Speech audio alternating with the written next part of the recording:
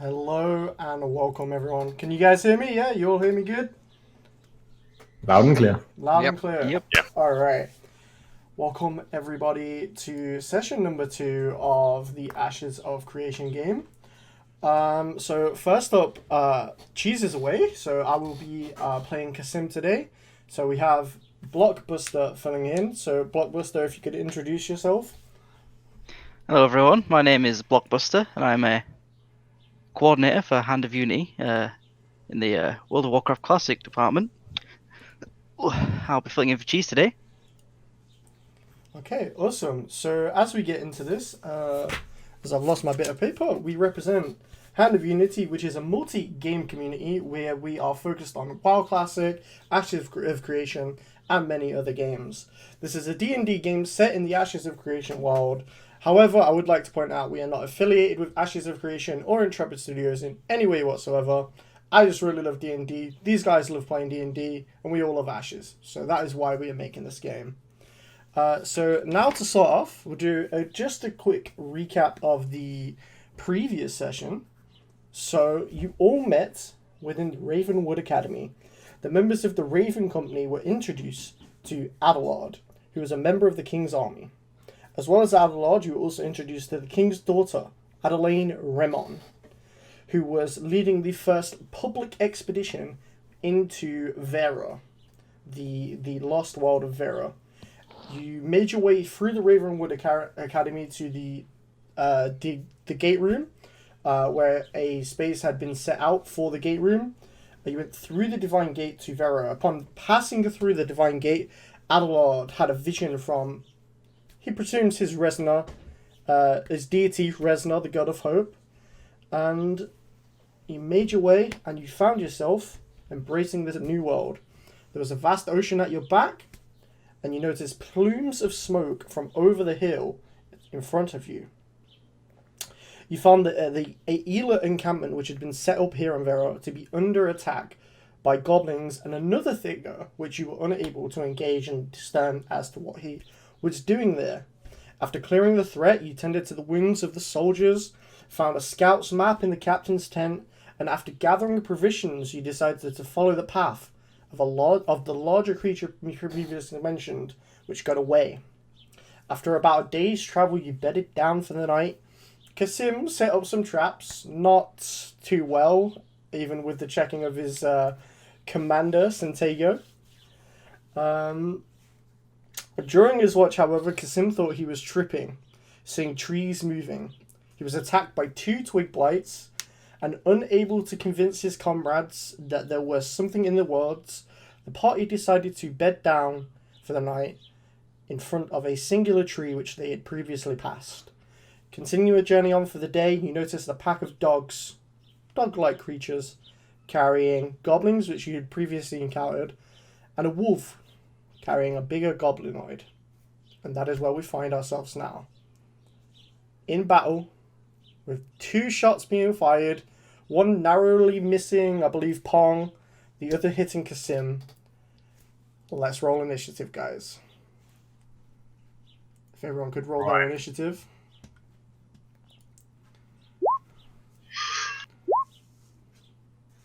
Done. Okay. So, anyone above 20? No. Okay. 15 to 20. Anyone in that range? Nope. Okay. 10 to 15. Anyone in that range? 10. 14. 14 and 10 for Pong.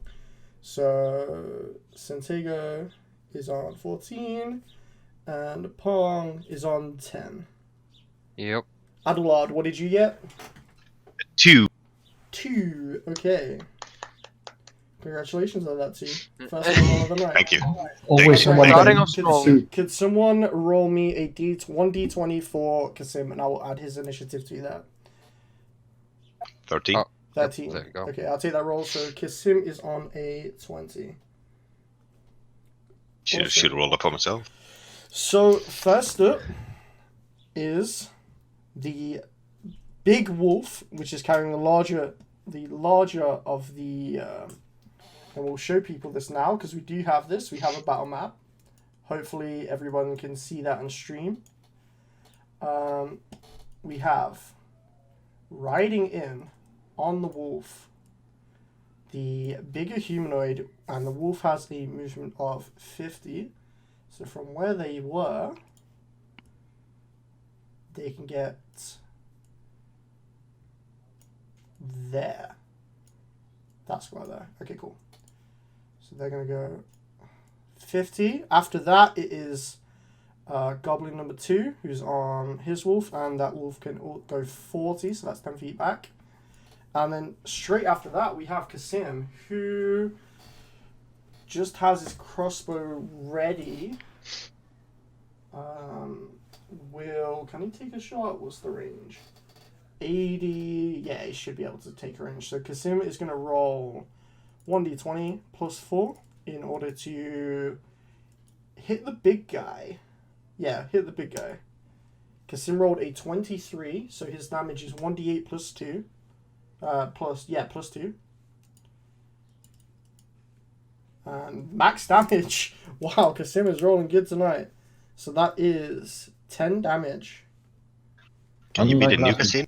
Can I be the new Kasim? Maybe. Yeah, please. Maybe. Cheese isn't here. Just Yes, Bob. just something as well. I don't see the map on the stream, by the way. Okay. Should be updated now. Thanks for that correction. There we go. Yeah, there it is. Awesome.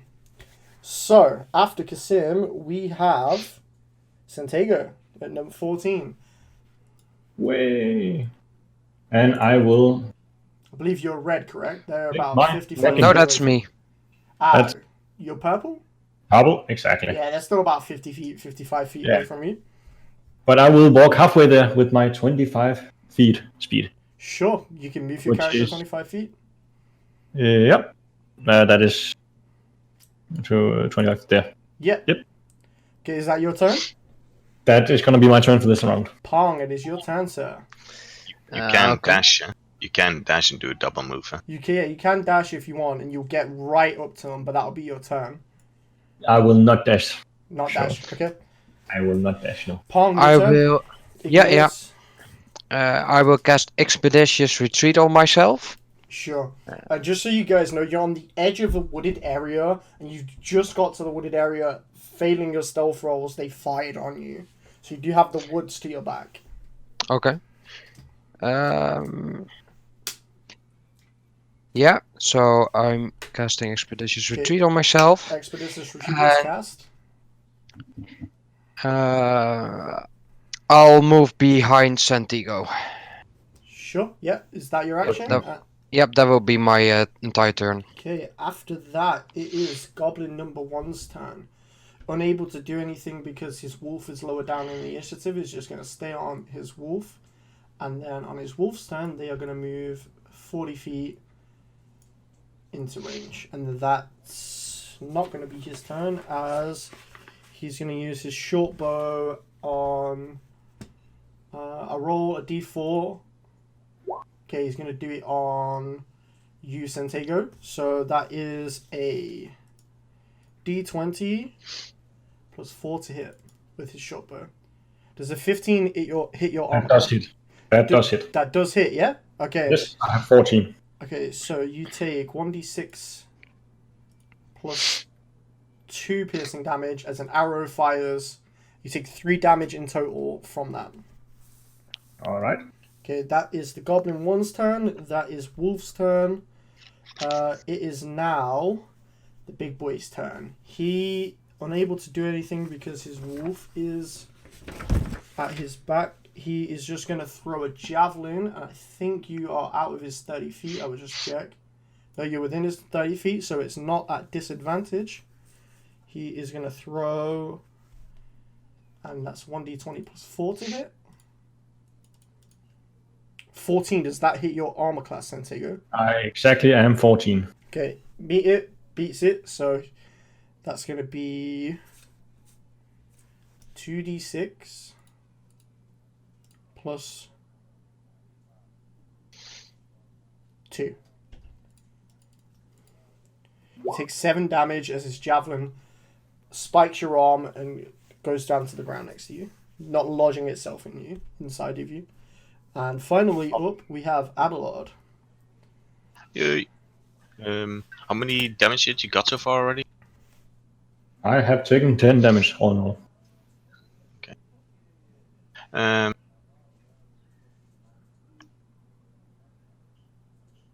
Yeah, I'll go there. Go here next to him. Okay, so you're next to him. You're still about 25 feet away. Yeah, and I can throw a javelin. Sure. Who you're throwing the javelin at? The big dude? Yeah, the one in front. So that would be. So there would be no disadvantage. No disadvantage. It's 30. For javelin, it's 31-20. Yeah. So 120. 19. 19 will hit this guy's armor class. Yes. Then D6. And I throw my airplane. 5. 5 damage to this guy. It's looking a bit rough, but for now, he still manages to hold himself on his direwolf. Right, so we are back to the top. The direwolf is going to carry his rider right up next to you guys. Then this one is also going to move here. And Goblin 2 is going to fire his short bow directly at. There's 3 of you in the range now. Roll 1d6. 1-2 Santiago, 3-4 Pong, 5-6 Adelard. Number 1, so it's going to go at you again, Santiago. At me again, yeah. For 1d20 plus 2, I believe. 1d20 plus 4, sorry. All right. 19 to hit. Does that hit? That do hit. Okay. Certainly do hit. 1d6 plus 2. You take 6 damage. Will Santiago make it to the next turn? Next up, Kasim. Kasim's still going to stay there. Impressed with how he previously rolled, he's going to fire his crossbow bolt again for a total of 22, which hit this guy's armor class for a total of 1d8 plus 2, 4 damage. This guy's looking really rough now. After Kasim, we are on Santiago. You've got this direwolf snarling, looking directly at you, beady red eyes. On top of it, now it's closer. You can see this larger goblinoid creature, elvish, like pointed back ears, but it's just a massive fur and muscle. All right. Looks like a very hairy man. Ooh. Very, very hairy. Ooh, is he smelly? From this distance, you cannot tell. How big is the direwolf itself? Like tall compared to me? I am not very tall. Yeah, it's a bit bigger than you. It's a bit bigger than me. It's probably about a foot bigger than you. If we establish you're about a little bit taller than a goblin, it's about a foot higher than you. Stands about 5 foot. All right. It is a big boy. Then I will just, with the previously injuries, I will activate Rage due to them being able to hit me as first thing. Sure. And I will just, by raging, swing my axe towards the big direwolf, and I will see if I hit it. At this range, you can hit the bigger guy if you want as well. I am able to hit that big guy on top? Yeah, you are able to hit him. Then I will actually take a swing towards him instead. Sure. Yeah, you can do that. I will actually try to take a swing towards the guy on top of the direwolf. Yeah, you can do that. If the attack's strong enough, I will say there's a 20% chance that he gets knocked off. All right. Actually, I'll make him make a dexterity saving throw if your attack hits. Dex. So roll for the attack. Yeah. Which is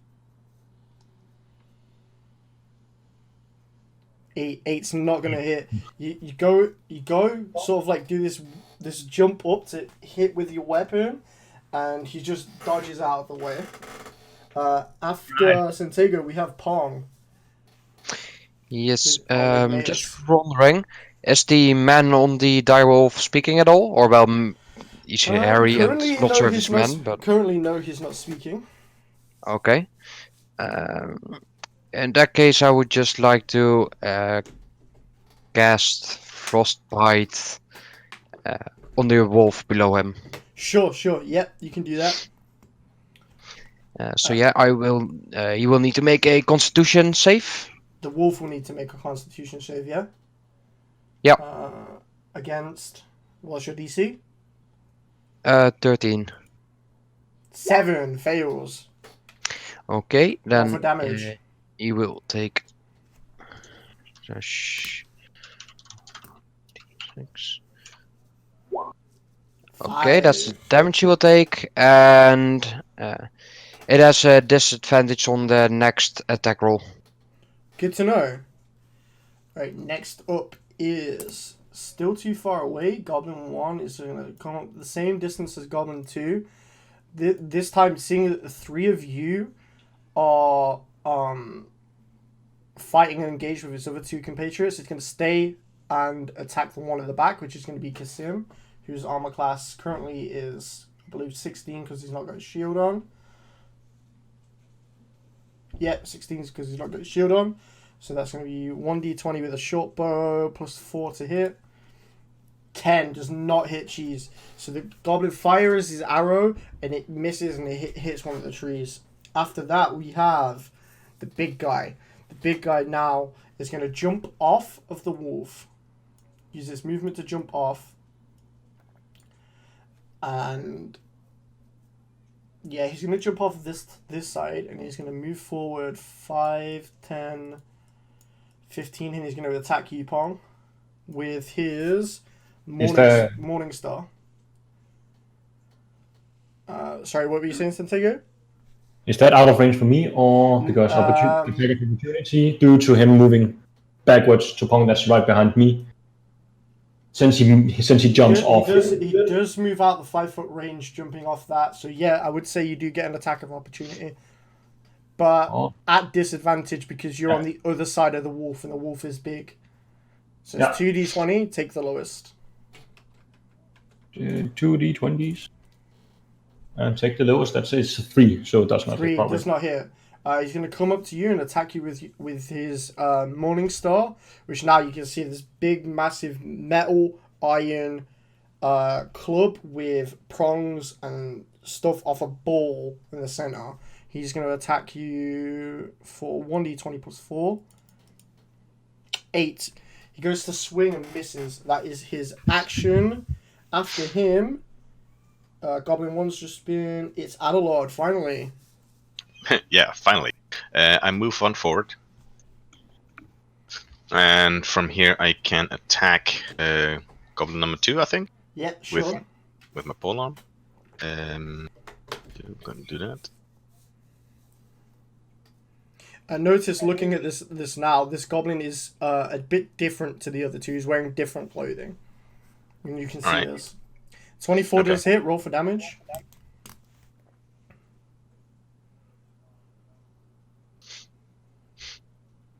Uh, 6. 6 damage to Goblin number 2. Yes. And then as a bonus action, I'm gonna hit with the back end of my weapon. Can you do that? Yep. Okay. It's for my weapon handling. Yep, sure you can. Sure. I will not argue. I trust you. 22 will 22. hit. And this is just a d4. 4. 4 damage. So 4, 3, 7. Cool. Goblin number 2. At this point, as you go to hit him, falls off and is dead. Yeah. Goblin I was going 2. for that. Goblin 2. No! Oh! So let's get him off. After Adelard, we are on the direwolf. Following its master's lead, seeing that you've just killed one of the people who are riding it, it's going to go to attack you, Adelard, for an 8. Goes to snarl at you. Misses. After that wolf, it is the wolf here. He's going to move up and also attack you. 11. Does an 11 hit your armor class? Pitiful. So you're surrounded by these wolves. The bigger one to your right, the other one directly in front of you, and you're just dodging and weaving out of these bite attacks. Next up is Kasim. Kasim, seeing that he's just been attacked by the other goblin, he is gonna do 1d20 plus 4. 20 will hit. He will roll his 1d8 plus 2 damage. 4 damage to goblin number 1. Alright, after Kasim, we are on Santiago. Santiago, you now have this direwolf not directly facing you, but facing Adelard. You also have this bigger goblinoid creature that jumped off the wolf that you tried to attack before directly on your wizard. What are you going to do? I am gonna turn around and go towards the goblinoid, as you said. The bigger one, yeah? Yeah, the bigger one. Okay. The wolf will not attack because he's currently facing Adelard. Yeah. You will not get an opportunity attack. Cool. And, yeah. Yep, roll to hit.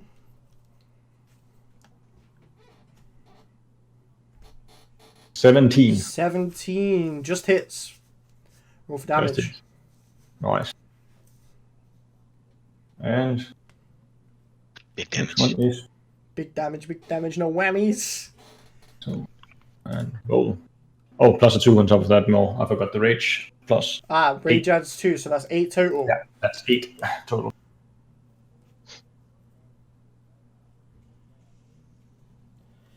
It was just enough. As you, what weapon are you wielding? What is it, sorry? What weapon are you wielding? It's a great axe. So as you pick up your great axe, furious that you missed before, you go to strike and carve in through him, cut deep into one of his arm. The blood spurting out in every direction. Some of it gets on Igneus. Igneus does not look very happy at this sight. That one is dead. Walk it off, kid. It can be washed off. It came in his mouth? Yes, you did indeed came in his mouth. That sounds very wrong. Let's not go into those details. Next up is you, Igneus. Okay. I'll go for the direwolf in the middle. Yeah, so this the one. The big wolf. Yeah, sure. Yeah, and I'll just shoot my crossbow at it. Sure. That it's 14 to hit on the direwolf. That misses very well. Exactly as intended. So that's your action. Yeah, and also I would like to move back. Sure, yeah, you can do that. Next up, it is wolf number 6. Wolf number 6 is going to attack Santiago. With the goblin on its back, the goblin cannot do anything because it is at the behest of its mount. The wolf is going to make a bite attack against you, Santiago. Yeah. 5 does not hit your armor class. Natural 1 plus 4. Now it's the goblin's turn. This time with his scimitar, he's going to roll to hit. 10 does not hit your armor class, I believe. Nope, it does not. So, pretty furious in your rage. You're just striking fear into this goblin and wolf that you've just carved through their bigger boss, for a better lack of a word. Next up would have been him, but now it's Adelard. Adelard, what would you like to do? You have one directly in front of you that's smaller than the one next to you. I am going to first cleave the one, I guess the big one. The big one, okay, sure. Yeah, so I will move my character like so. And I will do hit. Don't forget, 24. Sentegu, you have potions of healing. 24 all hit. I do have potions, yes, and healing. Yeah. 5. Oh wait, I can re-roll that. Can So you? I will. Yes. How does that re-rolling mechanic work? Just so I know for future reference. When let's see here, where is it? Trick. Great weapon fighting. You can re-roll a 1 or 2 on damage dice. Melee weapon wielding with 2 hands. Okay, that is perfectly good. Re-roll that damage then. So I'll do that. Oh well, it's a 4 now. So you have to keep the second roll, correct? Yeah, you Okay, do. so 4 in total. Still alive. Just barely. Bonus action on my backhand. 24. On the same one? Yeah, same one. That's fine. Yep. 3. 3 damage. What's up with those rolls, Skritter? It's one off, man. So after Adelard, we are back onto the Direwolf's turn. Furious that you've just attacked it is going to attack for an 18 to hit your armor class. Me, yeah. Okay, from its bite attack, you take 2d6 piercing. Plus 3. Take 6 damage. Next up is the wolf. He's also going to attack.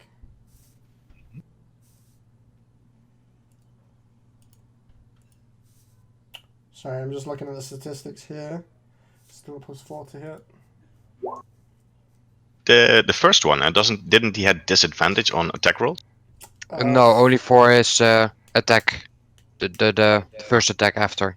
So Yeah, that was the first attack, wasn't it? So yeah, you're correct.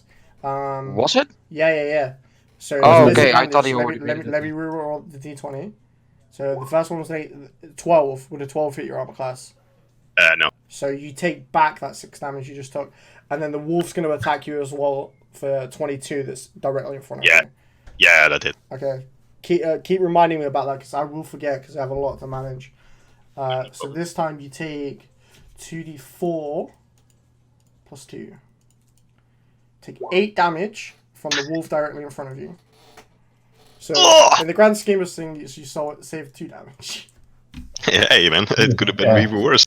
Goblin 2 is dead. Next up is Kasim.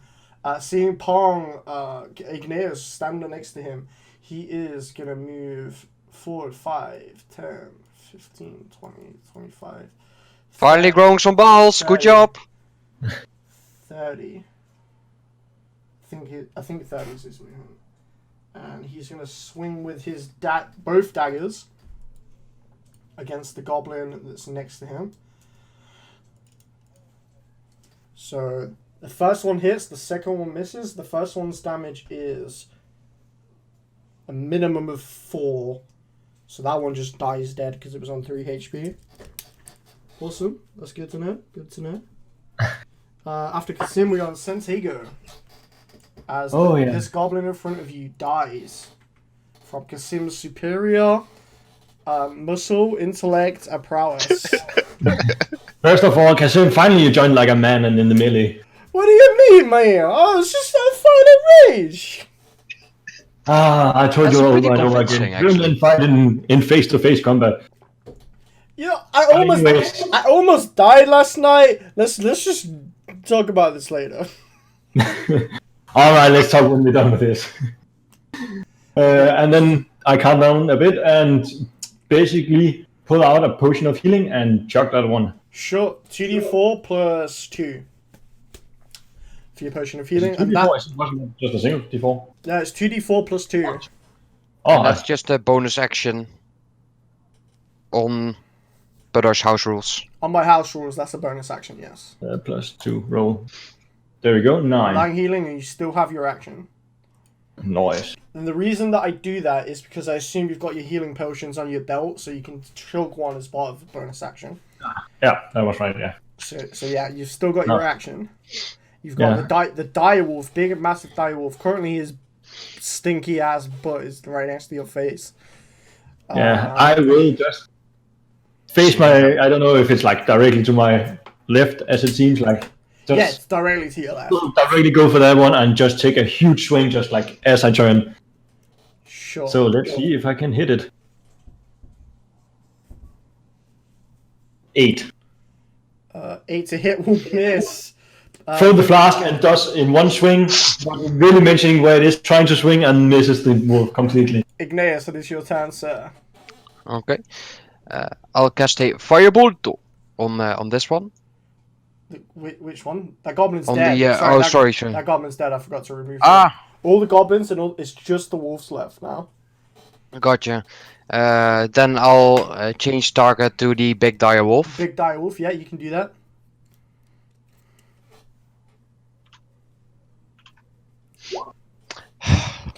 Eight, unfortunately, misses. It's another one of those 8s. So after Pong, it is Adelard with his 2 initiative.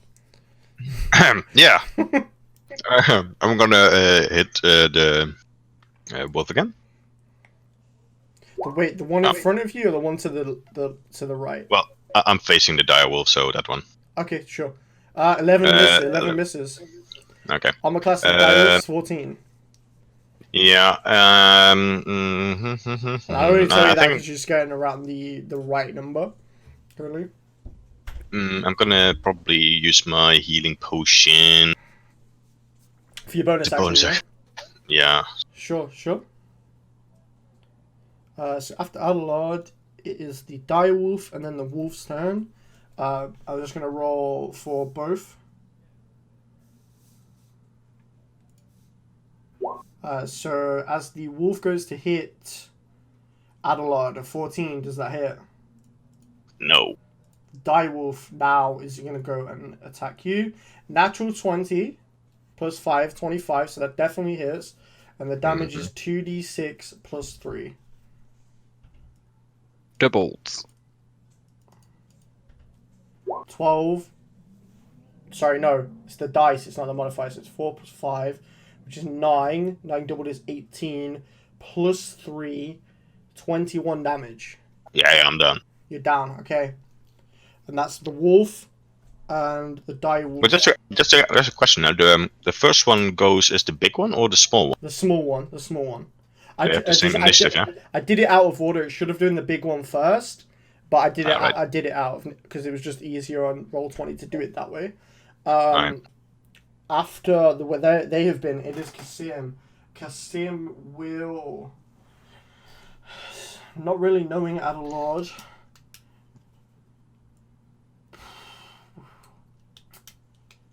Yeah, he'd attack the wolf. Doesn't really know you. He's just seen you gone down. He's going to attack the dire wolf. I'll remember that. With both of his daggers. You can't even see it. You're unconscious. So a 10 and a 12. He goes to hit with his daggers and misses as he moves within range. Santiago. It's your turn. It is me. Adelard is on the floor unconscious. This dire wolf is clinging on to life in front of you. You have one more wolf left. What would you like to do? I have one more. What? Sorry? There's 2 wolves. There's the dire wolf and then the smaller wolf. Oh, yeah. And the dire wolf is the one furthest away from me, right? No, the one closest to you. That's the one close to me. Yes, Good. sir. Good. I will just... Adela, hang on! We'll get you out of this mess. And I will actually try to take a hit towards the dire wolf in front of me. Sure. One more time. Roll for your attack. 14 AC. Oh, 7. 5 plus 2, 7. Unfortunately, that does not hit. Pong, it is your turn. You have a direct sign to this direwolf that your friends are somehow, with its massive size, being unable to hit. Something about this direwolf seems off. Does it now? This direwolf is not natural. It seems unnatural. You figure by now your friends definitely should have hit this direwolf, even with an armor class of 14. What would you like to do? Adelard is on the floor. Yeah. When he's unconscious, a healing potion would be enough to get him upright. Just checking. Yeah, it would. It would stop him from making death savings first, and he'd be on whatever health the healing potion provides. Okay. For now, I think he's resting just fine. He can lay down for a little bit. Sure. It's completely fine. I will request that firebolt Sure. at the direwolf. You guys That's are 3 terrible. 8s in a row. Unfortunately, 8 is not going to miss. It goes over the direwolf somehow. Adelard, it's your turn because you make me a death saving throw. That's a 1. So what? Natural one. That's two two. death saves. Okay, now somebody needs to pick him up.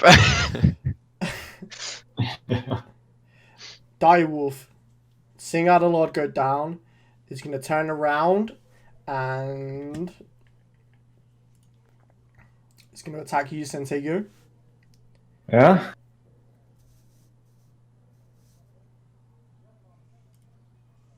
A 9 does not hit your armor class, correct? Does not hit me. Okay, misses with this attack. The wolf, now seeing that Adelard is down, is going to run up to Cheese, and he is going to also attack for a 14, which does not hit. 5, 10. After there, it is at Kasim. Kasim, Dire Wolf attacking you. The one attacking him is going to roll to attack. The one in front of him. 23 will hit. I roll for his second attack as well. 10 misses. On the 23, he deals 1d4 plus 3. So I'll worry about this. I'll take 1d4 plus 3. Yeah, you got a lot of modifiers, yeah. 7 damage. As he makes this attack, the wolf, staring back at the previous goblin 2, seeing its master fallen, stares back as this dagger comes down, falls dead. All that's left is the direwolf. Santego, it's your turn. I would say you can use your movement and your bonus action to put a healing potion down Adelard's throat. That I will do and use the last healing potion I have in my inventory on that one. Adelard, you roll for this. Please roll 2d4 plus 2. Okay, 6 healing. As this potion's being chucked down your throat, like sort of choke on the potion. Look up and you just see Santego and the stinky ass wolf butt in like in your face, well, within 5 feet. So same thing. Nobody's dying on my watch. You still have your action, Santego. Close enough to take an action towards the wolf or not? Definitely. Definitely. Then I will try to hit his ass now that his stinky ass is in our faces. Yeah. Let's see. Doesn't he get a flanking bonus now? No. Adelard would, but I do not. Santego, it has for flanking. It has to be on opposite angles. Ah, okay. Yeah. Gotcha. Awesome. 13 does not hit the wolf, or does it? Direwolf, no. Unfortunately, armor class is No, 14. that's 14. Pong, it's now your turn. There's just this wolf left. 8. On 3 HP for the last 3 rounds. Let's see if I can just repeat my. Where it all turned around last game. I move up, gas produce flame, and shove it in his face. Sure, roll to hit. Please don't fail me. Yep, that's definitely my lucky spell. Yeah, congratulations, you hit. Now roll damage. Now let's see if I can kill him. Roll damage. Oh god. 1. Oh, that's Two. That's an oopsie. 2. That's an oopsie. Adler, you're on our team. 4. Yes. Hey! So, as we end the combat, what would you guys like to do? Rest. Rest. Yeah, there's enough space here where you could have a short rest, no problem. I would like to check out the man thingy or humanoid, I Yeah, guess. Sure. See if we have anything on him that could lead me to know where he came from or any information regarding it. Yeah, sure. Roll an investigation check. As I get rid of this battle map. I'm gonna roll 1d10 plus 2. 19. 19. So you find 5 gold pieces, 3 silver pieces, and 2 copper pieces. You also find another javelin that we had on its back, and the morning star that it was carrying. Also, a small wooden buckler shield. It's wearing hide armor. Nothing of any notes or intrigue. But as you are searching and everyone is taking their short rest, the goblin that you had killed initially stands up, as does the wolf next to you. The wolf goes running over to the goblin and starts licking its face. If you would like to introduce your character, Blockbuster. God! You could have hit me lighter, please. Oh, I'm bruised all over. So, I am Snoo Snoo the Goblin. It's nice to meet you all, I guess. Hey, can I have my javelin back? Currently, you guys are resting. It's actually only Ignaeus that would see this. Oh, and Kasim actually. Kasim would probably be doing Kasim things and like skinning these wolves, skinning these wolves. So as you guys are having this conversation, Adelard, can you make me 2d20 checks plus 3? 2d20? Yeah. As Ignaeus and Snoo Snoo are having this conversation. Plus 3, yeah. I cast the produce flame in my hands and I ask. No, wait. Who are you? Who are you? You now, How about Sentego, you now hear this loud conversation back from behind you as you're taking the short rest. Adelard, you also hear this, still a bit pained.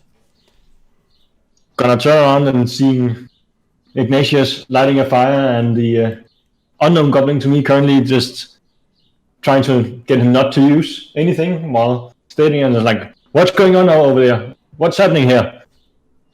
I know this guy just got back up. Please don't kill me, okay? I have treasures. I have precious things. Why did you attack us? We were on a scouting party, scouting the area, the outside area. But you also For what the one that For the goblin village nearby. So you also attacked the camp on the Easter Fair?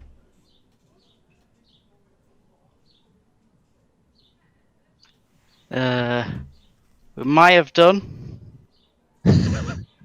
we were rescuing our glorious leader, who was unjustly captured.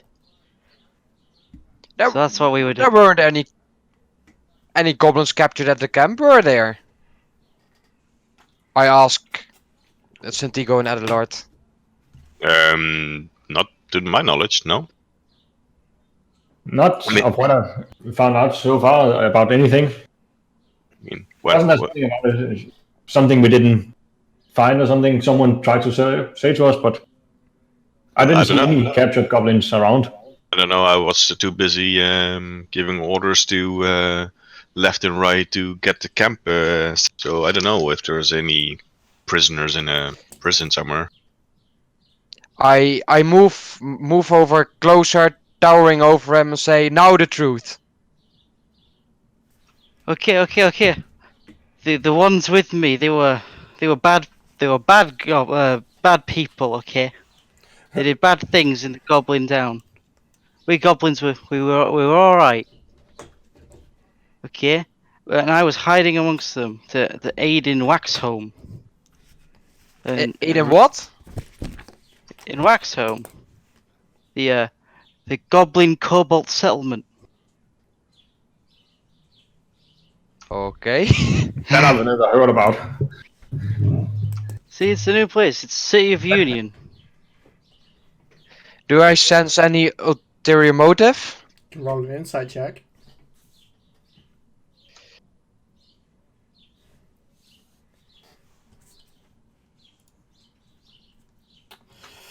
As far as you can tell, he's being fairly honest. I lower my guard. For now. Okay. So But hey, can I get my javelin? The one that's sticking in you? I give you permission to pull the spear out of my ass.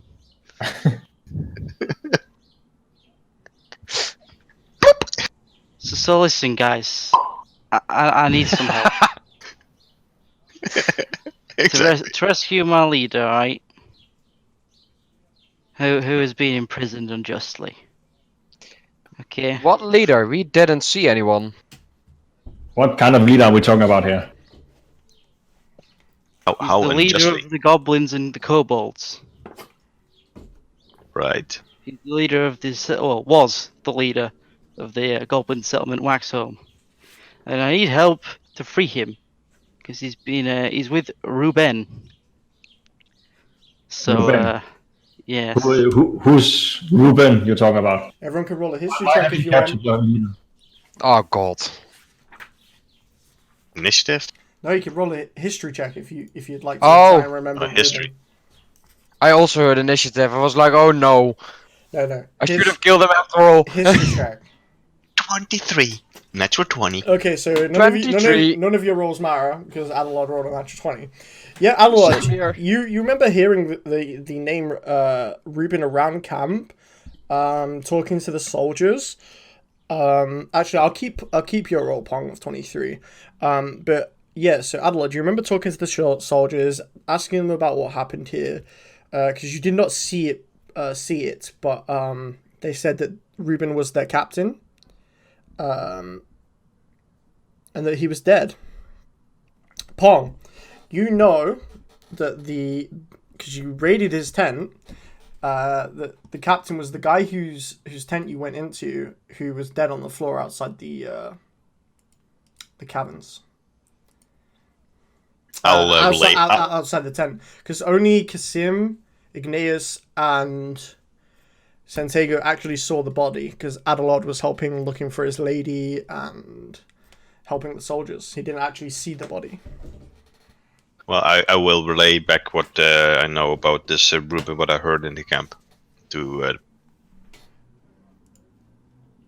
To the other, yeah. Okay. What would Right. you guys like to do?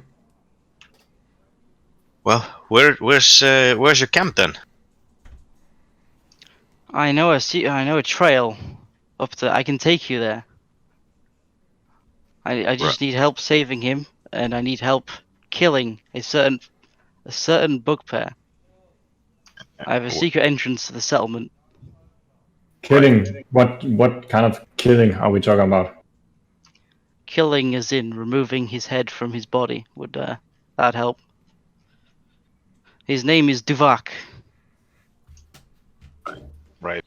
Your leader has been taken by this bugbear, and it's not in our camp. It's in a different camp. I'm unsure where he is right now. We must find him. Okay. He was So defeated. the first time you came attack our settlement, thinking that he was in our camp. Yes. He's defeated and he's in prison. We must free him. And then we must retake Waxholm and make Waxholm a city of union once again. Because Duvak was the one who basically took over the whole place. He's like a tyrant, so to speak. Well, okay. Is that why you're attacking these settlements? Pretty much just in search for our leader.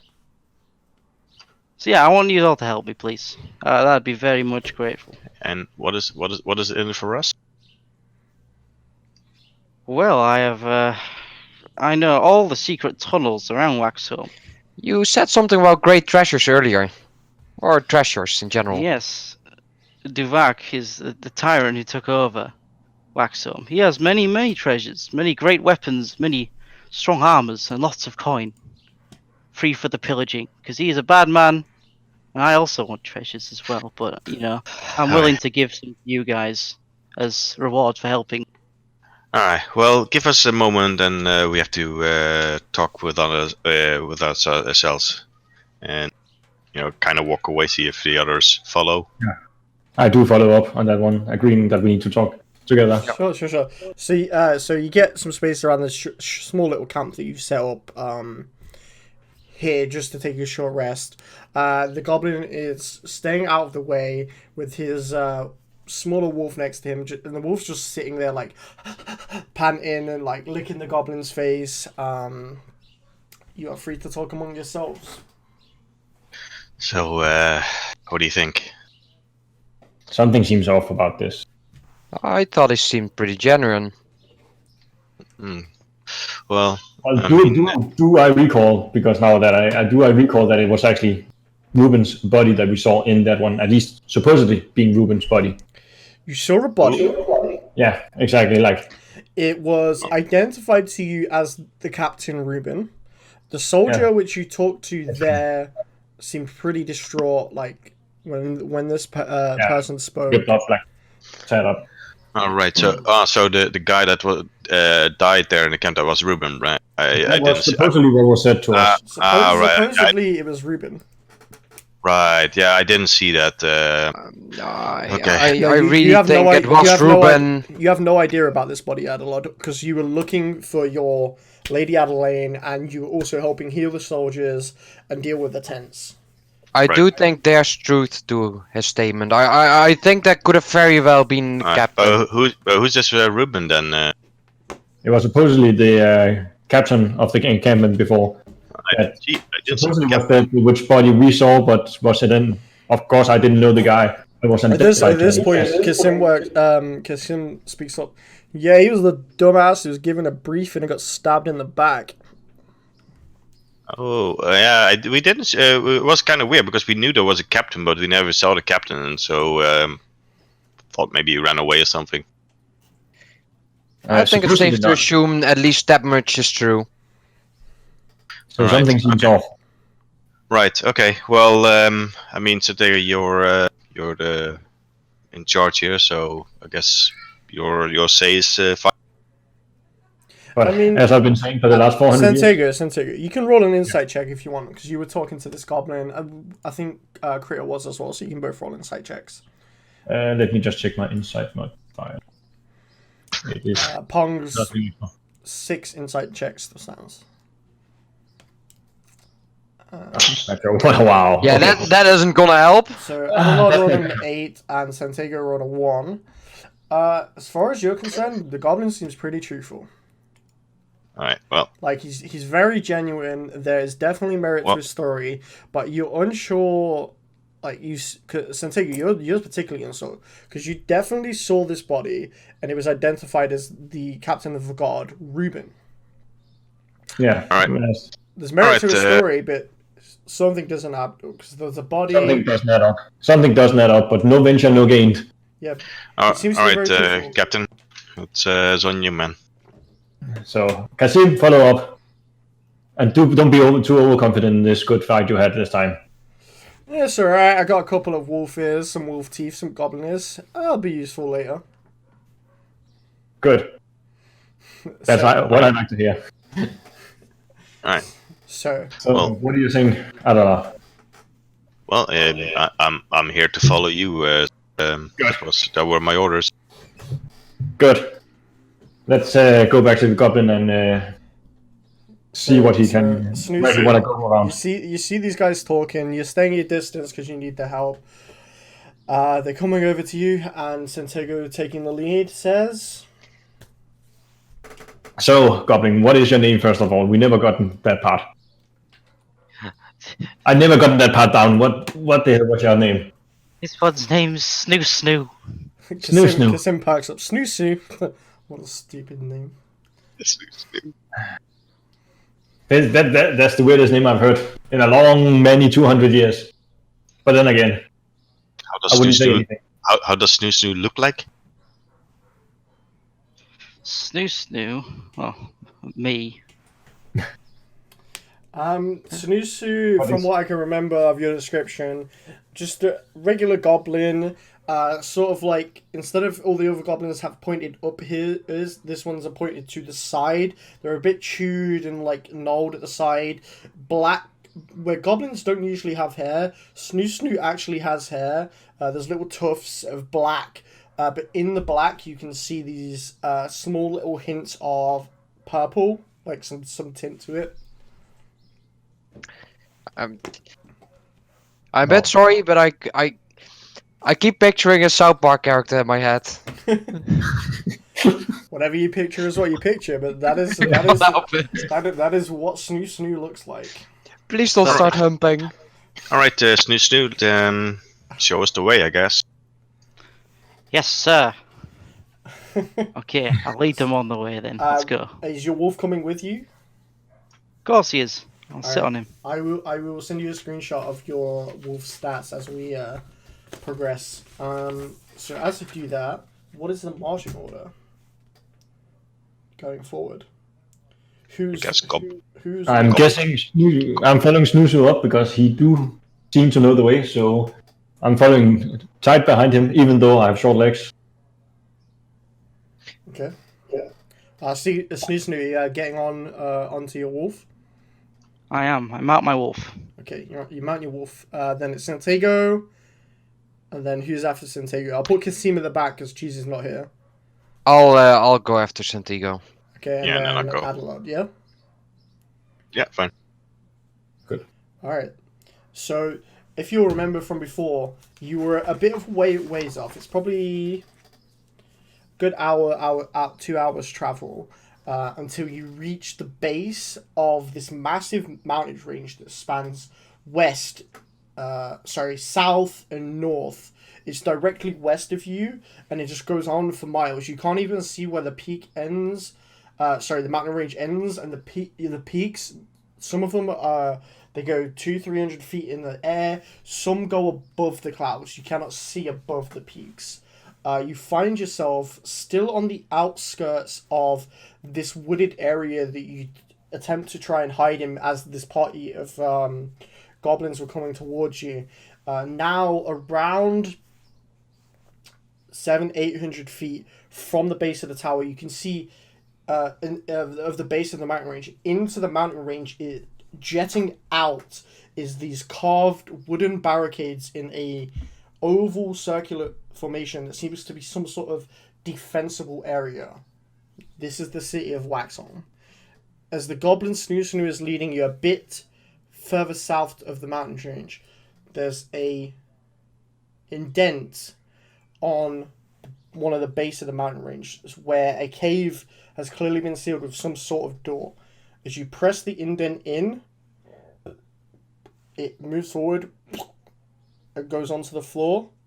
You are now in the secret entrance of Waxholm. What would you like to do? I assume as it's a cave, it's totally dark. Totally dark. Okay. Totally dark. And Kasim does not have dark vision. I do have dark vision. You have dark vision, Kasim does not. Yeah.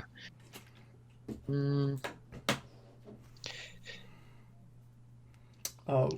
Yeah. I mean, I don't know anything about this area, so all I can say is let's move on. Alright, everyone, By the- follow me. By the way, on the way, I use like a few points of my lay in hand. Sure, you can do that. Snoo, your wolf's too big to fit through here, so you probably have to send your wolf through the main gates of Waxholm. Or out into the wooded area until you come back to claim it. Alright, Ruffles. Sorry, mate. You're gonna have to wait outside. And for Ruffles. You've trained this wolf as part of being in Waxholm, being a wolf trainer, among other things. He will listen to you. So I send Ruffles out into the forest so he can wait for us to come back out.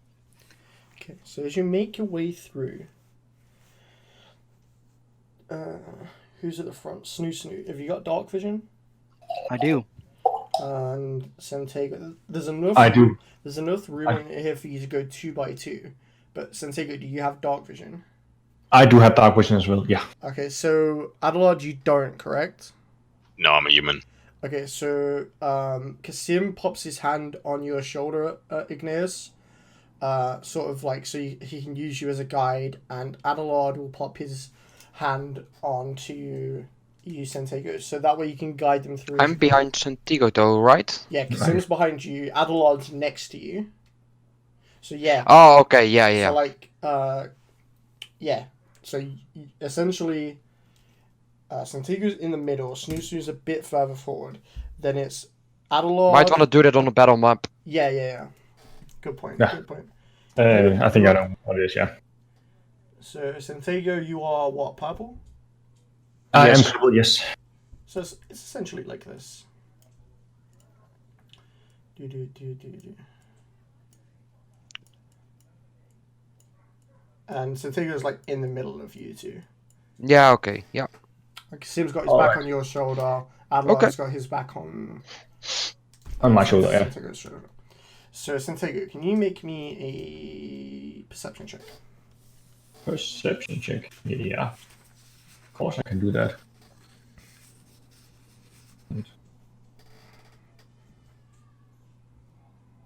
Just a pure that one. Pure. So you can see at the floor level where Snoosu is, there seems to be where on the outside it was rock and stone, on the inside it's more dirt and mud and hints of stone. You can see into the dirt and into the mud these small carved holes. You don't know what they're used for. And about, if I look at my map here,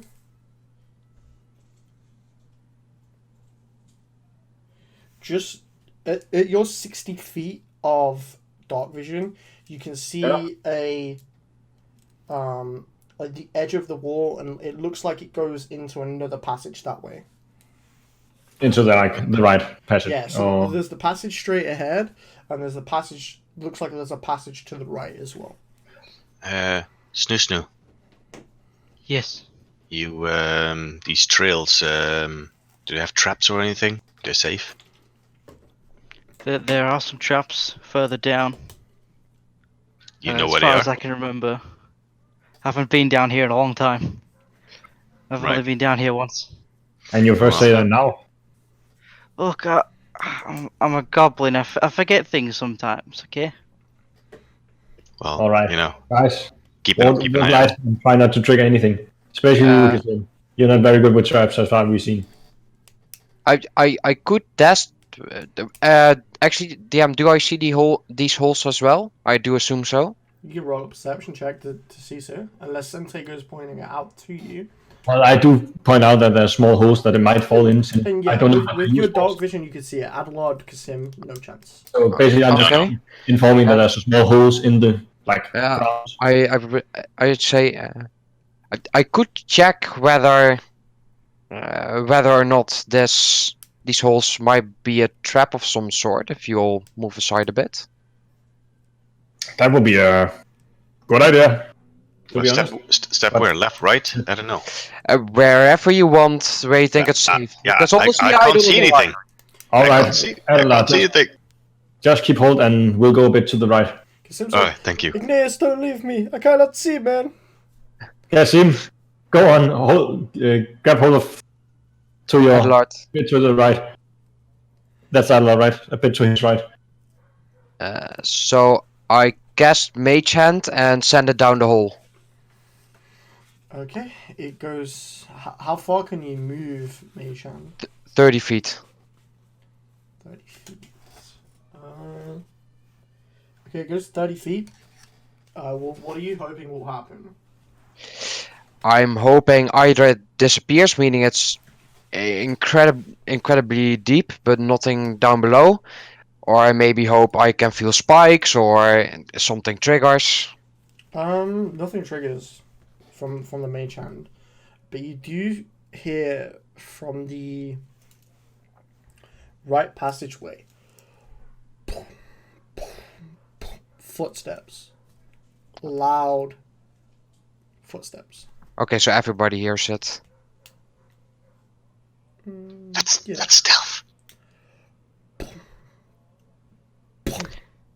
Getting Definitely closer, true. I'll try to stealth. Getting closer. You hear the creak of a door. Guys, I can't see anything. Snoo, is there supposed to be someone down here in these tunnels?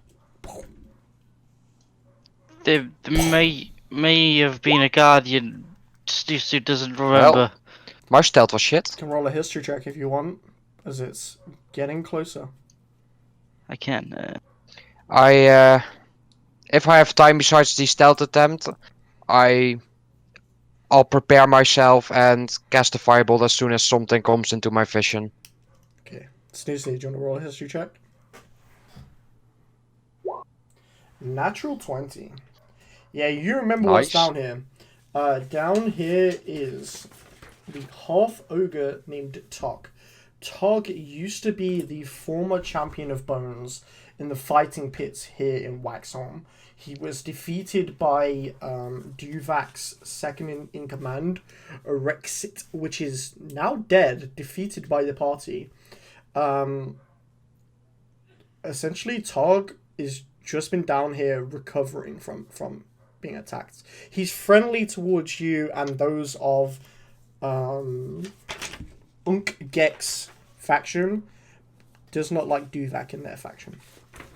Oh, I remember now. It is Tog, the half giant. He is friendly. As you see around the corner, this I pull back my preparation as I hear. Adelard-sized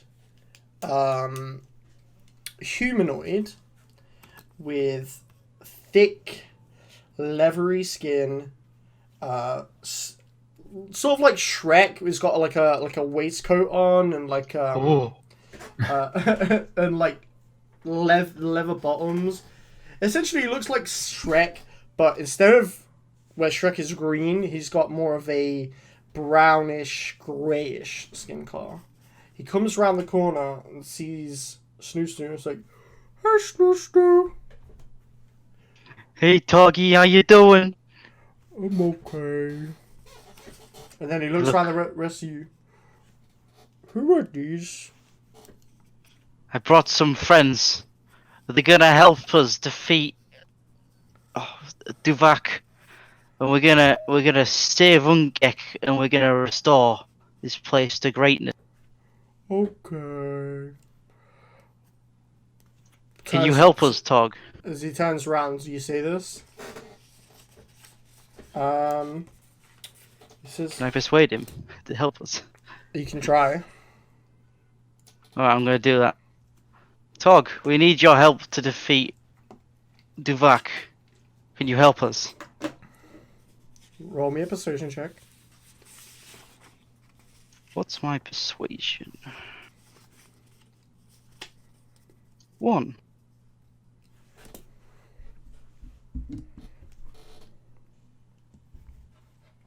One moment. Can you all hear me okay, yeah? Yeah. Yeah. Right before you were just Ooh, hacking up a little bit, but not like. Yeah, it's saying I've got one bar on Discord, so I just thought I'd check. Yes. Yeah, same Yeah. here. I rolled a 19. 19. He's like, okay, let me get my trinkets. And he goes back to his room.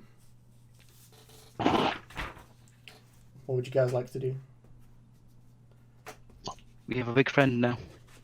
What would you guys like to do is he's walking back to his abode. Sorry, what? What would you like to do is he's walking back to his abode?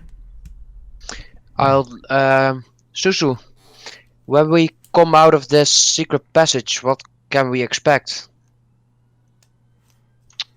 Well, that is a good question. Thank as you. far as you can remember, this should lead. The natural 20 portrayed to what was in that room. You know what's down here, but whether you want to divulge that is up to you. Snooze feels like that Hmm. You've only ever really This been to lead- one place down here. Come on, get the words Yeah. out. You can do it. I'm trying to remember, alright? This goblin memory of mine is not very good. I can only remember several things. And those One- things involve shiny things and food. One I just mem- walk away. one memory pops in, one memory pops out. There's no where shinies down are you here. walking as Kissim's like, I still can't see you guys. I'm just walking back to Santiago and showing a face of disapproval. Sure. Just general disapproval. Currently, I'm just a bit amazed that he actually persuaded a half giant, in my perspective as well, quite big person of interest. How strong is that Snoo Snoo? How strong is he supposed to be? Like, even I know he was a champion. You said he was a champion of the arena, but what is his accomplishments against what? He is big strong. He has fought many people and only lost once to Duvak, and it was No, he lost to Wreck Not- It, not- the one that your party have already killed. Wreck It. That's what I meant. That sounds like an accomplishment to me, at least. Let's see. Let's go a bit towards where he went to be able to keep up with him without Okay, so you said being as you without. move closer down the room, you can see this open door, light from the inside, and you just hear some clanking of metal scattering around, just moving of things. Like, you're actually looking into the door now. You can see things are being held like backwards as he's looking for stuff. I walk in and look around if I see any books that might contain knowledge or scrolls or anything of the like. Roll an investigation check.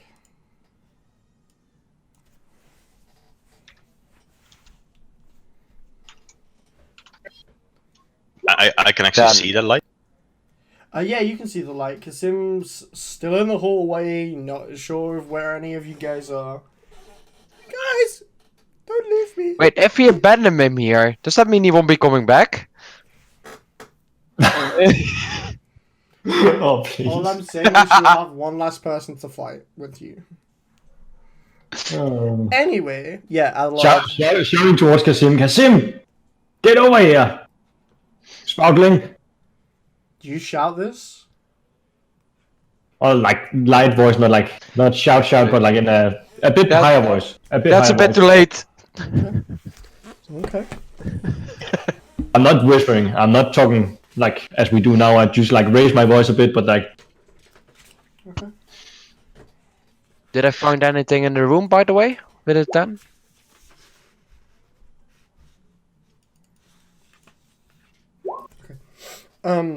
No, you don't find any books. It's just small little knickknacks like scrap pieces of leather that might have been like bandages. There's Yeah, like nothing that might contain knowledge of any sort, like scrolls or books. No, nothing that would contain knowledge. You see a battle axe up in one of the corners. You see a simple stone slab that's probably where he sleeps. A small table with simple food on. It just looks like a small little like place to live. Okay. Looking at That's the fine. door, you notice like in this writing you don't understand, like childish drawings are like on the door, like it's been done with chalk or some sort of other stuff. Okay. I go over to Kasim and guide him back to the group. Okay, cool. Kasim comes in and is like, whoa. Looking up at this half-orc is like, whoa. He's a big guy. Finally, you're here, Kasim. Took you long enough. Okay. He's like, finally. And you all understand common, so you can, as he's saying this, you can hear what he's saying, but Did you say what's an orc or an ogre? I didn't say Half. it was an ogre. Okay. So he talks in common, but you get some words of it, but because of the way Verra is, it's sort of long forgotten and long broken ancient Verran common. And you make out words and like dialects of how words sound. So yeah, finally is, and then you just sort of like, I don't understand that word. What are you saying?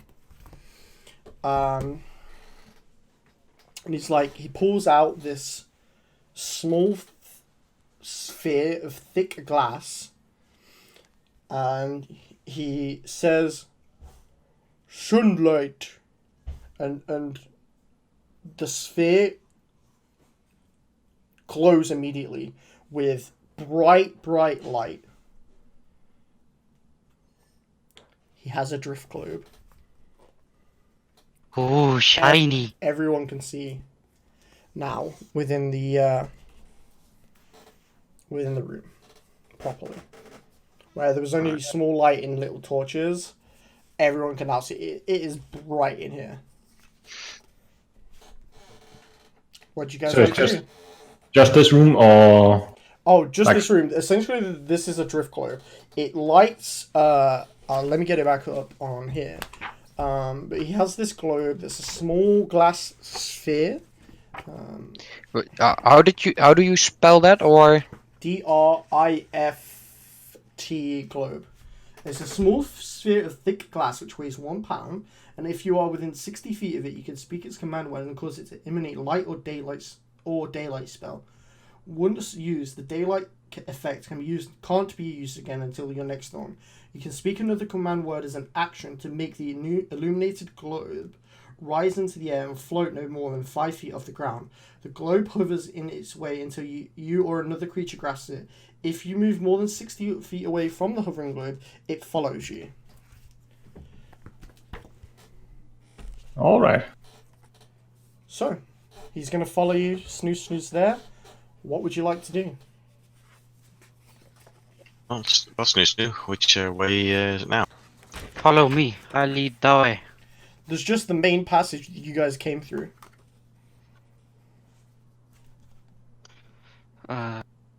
Sorry. As you come out of Tog's abode, there's the main passage to the left. That's where the secret entrance is, and there's the main passage to the right, and that's where that's the only way you guys can actually go. So down the main passage then. Okay. Who's at the front? I think same order. yeah, I think it was Snoo and Tigo, then me and Adelord, and after that Kasim. Mm-hmm. Okay. Snoo Yes. and Santego. Yes. Could you both make me a dexterity saving throw with disadvantage? What disadvantage are you saying? Disadvantage saving throw. Yep. Dexterity saving throw. That's a D20, right? Oh, Oh, natural 1. oh no. Yeah, Here D20. here it goes again. And Snoo. Sound is a bit laggy on 13. void. And Oh, we're all 3 times by accident. so I'll take the top two. So 8 and 13 is disadvantage, so I have to take the 8. Unfortunately, you both fail the saving throw as you take 1d10 damage. You both take 8 damage, and from the ceiling, now with the light of the drift globe behind you, everyone can see this passageway. Above you is this green, thick slime and ooze, which is dripping down onto Santego and Snoo as you take 8 acid damage, and the slime begins to like sizzle and burn, and it's burning through the armor of whatever you're wearing. And it's Not wearing any armor, so this gotta be directly on my skin. Oh, it's Oh, direct. It is nice. melting your flesh. Well, it's kind of. I have just regular clothing on due to no new armor, It's but gone berserker. right through it, and it is melting your flesh. What would you like to do? Basically, just as it hits me and it starts to burn, I just take 2 steps backwards and just screams out in pain for whatever it was.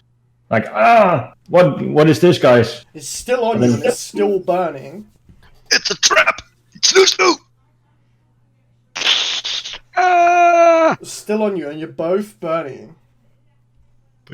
Try to get it off. Get it off. You know, Get it off me! What is this? But you both Stop take dropping eight more damage. It's on. It's I- now still on you, and it's burning I through cast the bone. Mage Hand and Mage Hand and try to assist getting it off Sentigo. Okay, you successfully wipe it off Santiago. The flesh stops burning. Snoo, Then I'll go- You're still burning. Then I'll go over to Snoo. And do what? Wipe off the asset. You managed to wipe it off. You wipe off the green slime. It's just burning on the floor now. You can see more of it on the ceiling. You're gonna have to be careful walking through here. But now you know it's here. You can sort of pick it out and pass. Is there a pathway down we can see after that? Like a clear pathway? Is it? It's Or is it more like a maneuver we need to make? I can, because you know where it is now. The DC will be a little bit lower to avoid it. If everyone could make me a dexterity saving throw. Everyone. Everyone as you're passing through here.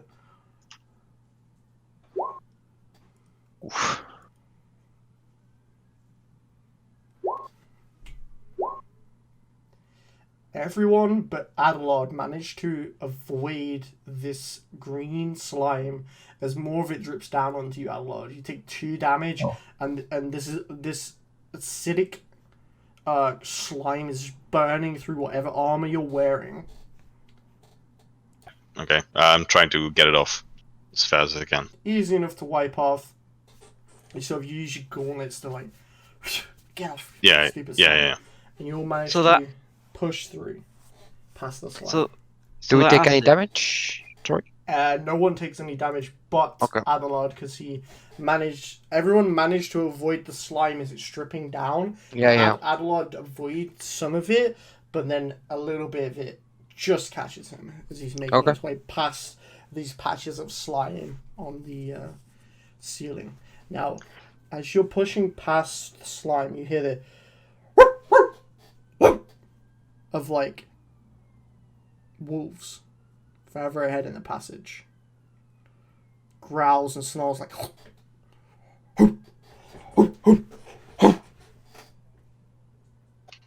Right.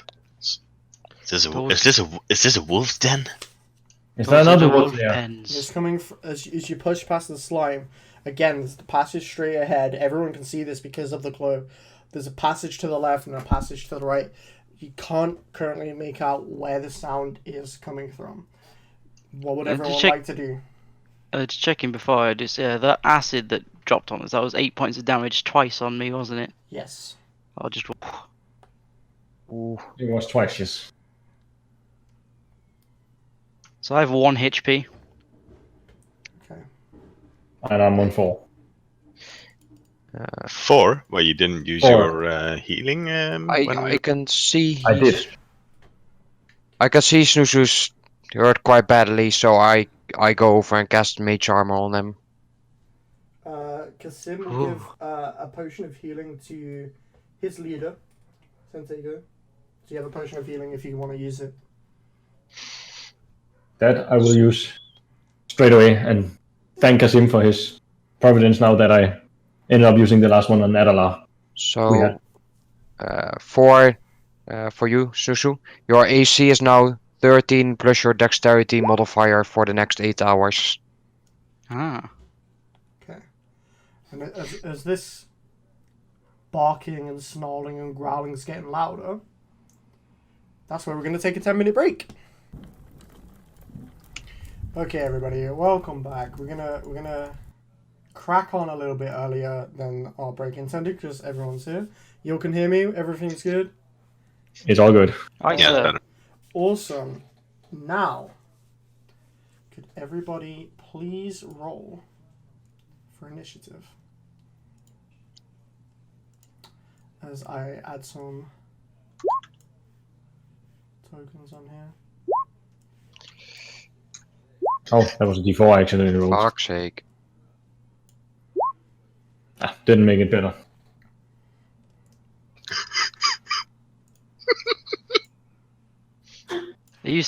God. Can you guys change the name on Roll20 to your character name, by the way, just for convenience? Oh, yes, I remember Yeah. that. I did. There you go. Yeah, cheers. So the half ogre is actually just going to be like at the back with Kasim. And I can't get a token for him yet, so we'll just start. Actually, there we go. Cool. How big is the ogre? Small, humanoid, large. So he takes up quite a bit of space. Oh, he's a big boy.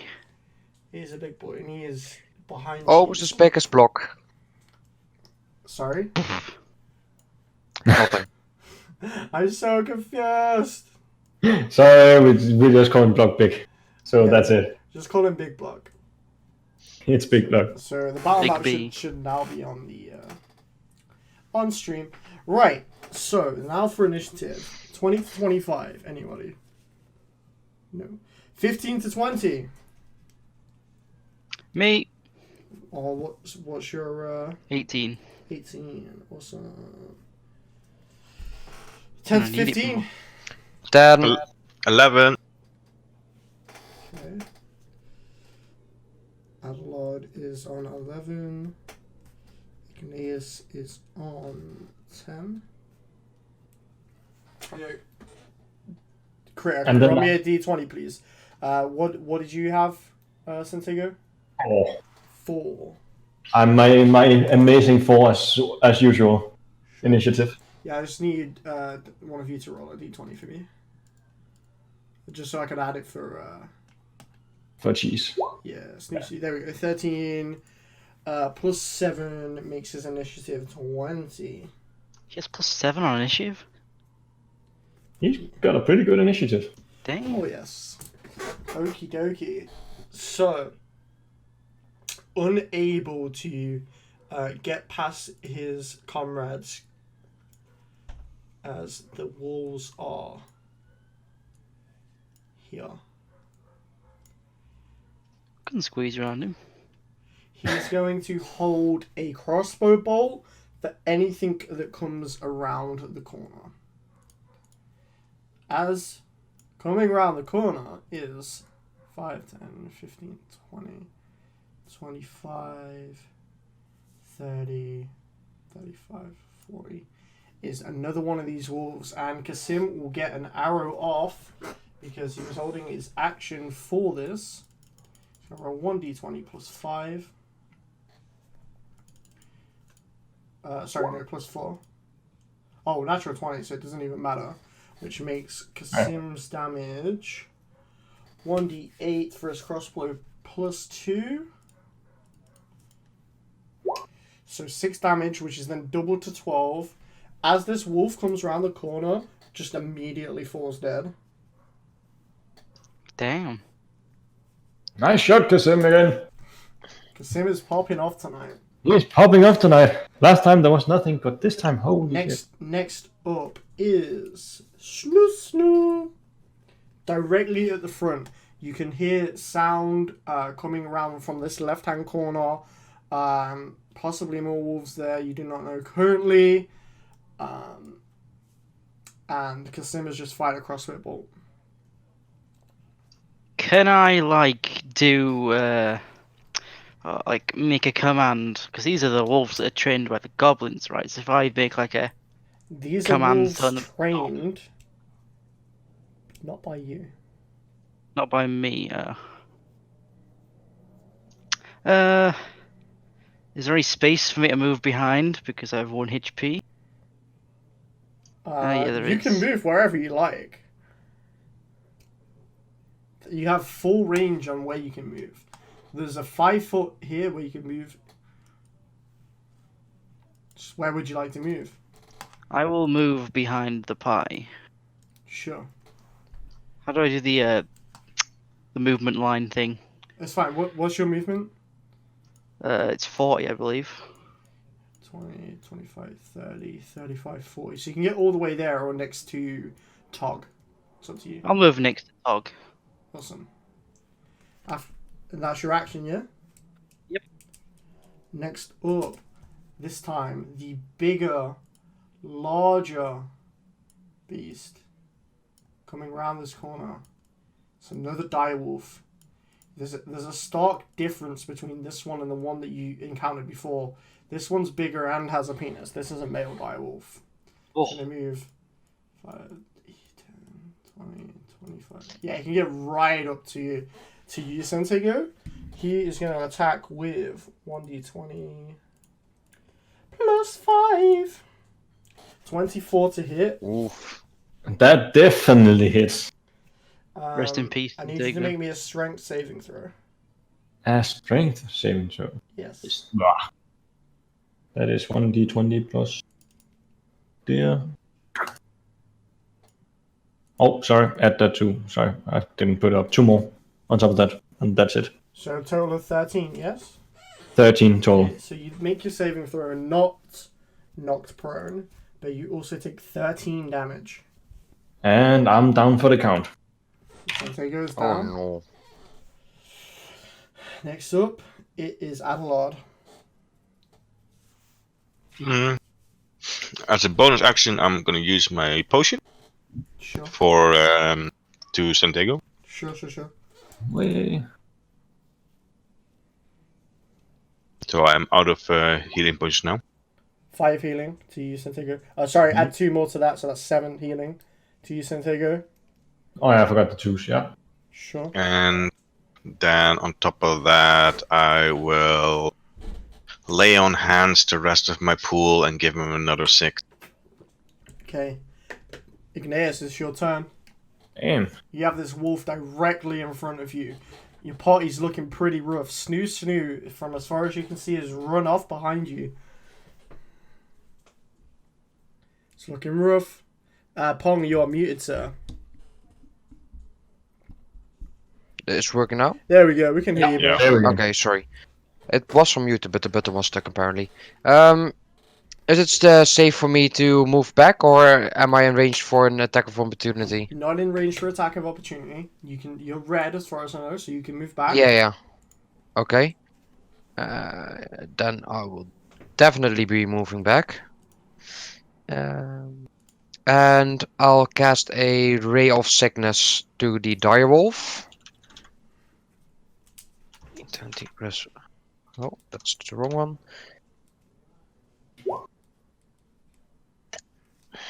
With 11 to hit. Ooh. 11 Does it hit? 11 does not hit. Okay, it does still take damage though. It just isn't poisoned. Does not have to make a constitution. Oh, sorry, no, never mind. My mistake. I read wrong. No, I read wrong. Never mind. You read wrong. Okay. So, stepping from behind you. Stepping actually over you guys. It's going to move 5, 10, Go on, Tog. You got 20, this. 25. And he's just going to unload on this direwolf with his battle axe. For a total of 22, which will hit the direwolf. And this is 2d10 plus 3. As he swings down with this big, massive fuck-off battle axe, both hands. 13 damage to the direwolf. As he carves into this direwolf, you can just see blood and flesh and fur just smattering his battle axe. Next up, we have wolf number 2, which is going to be 5, 10, 15, 20, 25, 30, 35, 40. Can't quite get up to everyone else, but that's going to be his action. Last but not least, Santiago, what would you like to do for your action? I will first like to thanks for that potion, Adola. That really saved my skin. And those hands- We're even now. You're welcome. And Torok, great swing there, buddy. As I say, as I look up to him. I'm guessing he's very much taller than me. Mm-hmm. So yeah. And then I will face the wolf and take a regular swing towards it. Sure. Use half your movement to get up. And roll Yep. for your attack. D20 and plus. 20. 20 Damn, a will good hit. roll for once. 20 will hit. Roll for damage against this direwolf.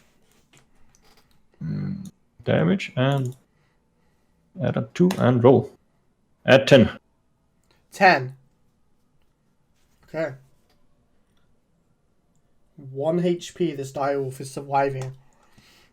After Santego, Snoo, you're up. Okay, what can I do? Sorry, no, it is Kasim. Kasim, feeling the glory, feeling the honor, is going to roll to hit with his crossbow for a total of 22, which hits. Does more than enough damage. Kasim's like, hey, look, guys, I killed it. I'm so good at this. Santego, I need a pay raise. You are not getting a pay raise, Kasim.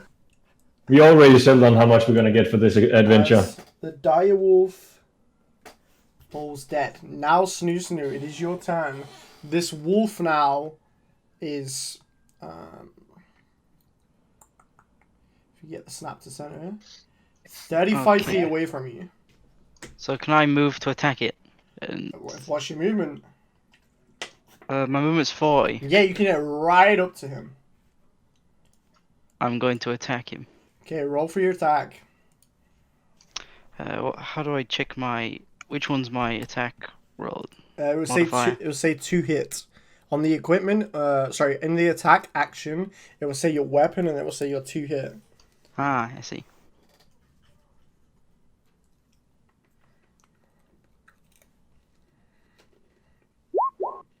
So I use Flurry of Blows. Flurry of Blows, 19 hits. Roll for damage. Do I have my Brass Knuckles equipped or... No, I didn't do that before, so I don't have it equipped. So, Yeah. 1d... It's D4. It's D6 with your Plus brass 3. knuckles. Ah.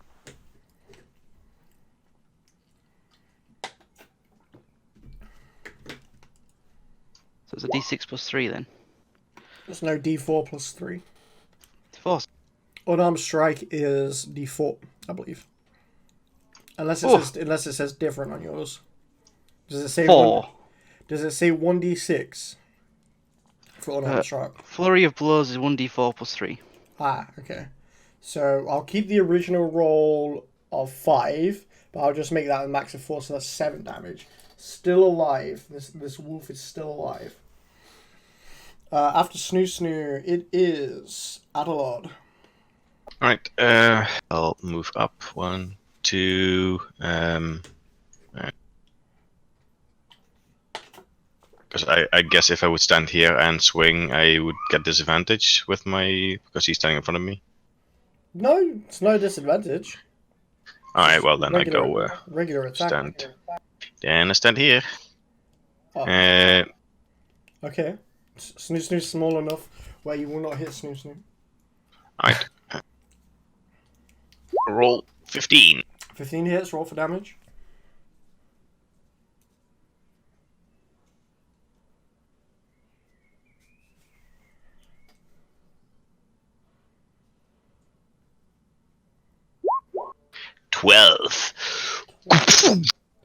That wolf falls prone and is dead. Snoo duck!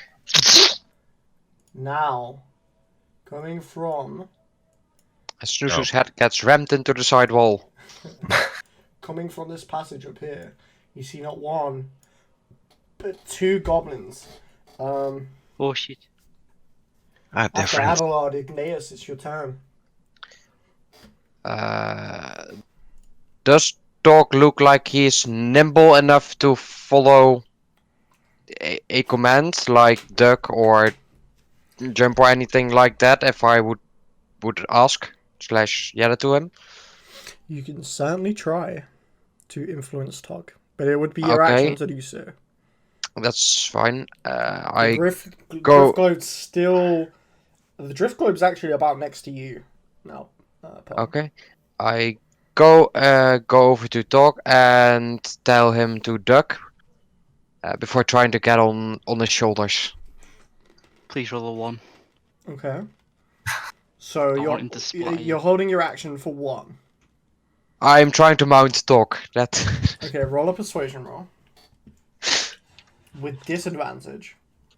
Ah, come on! He doesn't know you. You're just with Snoo.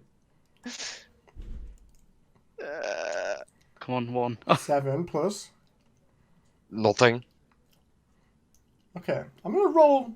To make this fair, I will roll a general intelligence check. He doesn't sound like the smartest, so I might be able to get away with this.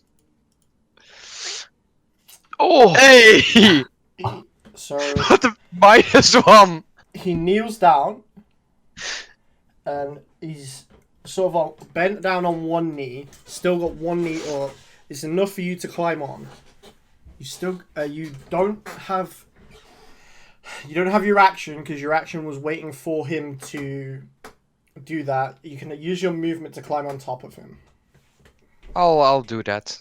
Okay, so you climb on top of him. Next up, Goblin 1 is going to fire a short bow at 1, 2, 3, 4, 5. He's got 5 targets. So you're going to roll a d6. 1. He's going to fire at you, Snoo. Oh no. Short bow. 1d20 plus 4. 10 I have 16 AC. misses. 10 misses. After him, it's not Wolf 2 because Wolftooth is dead. Finally, Santiago, it's your turn. Hey! I will. How long are they actually to the guys? That's 45. Feet. You're 45 feet away from them. 45 feet, yeah.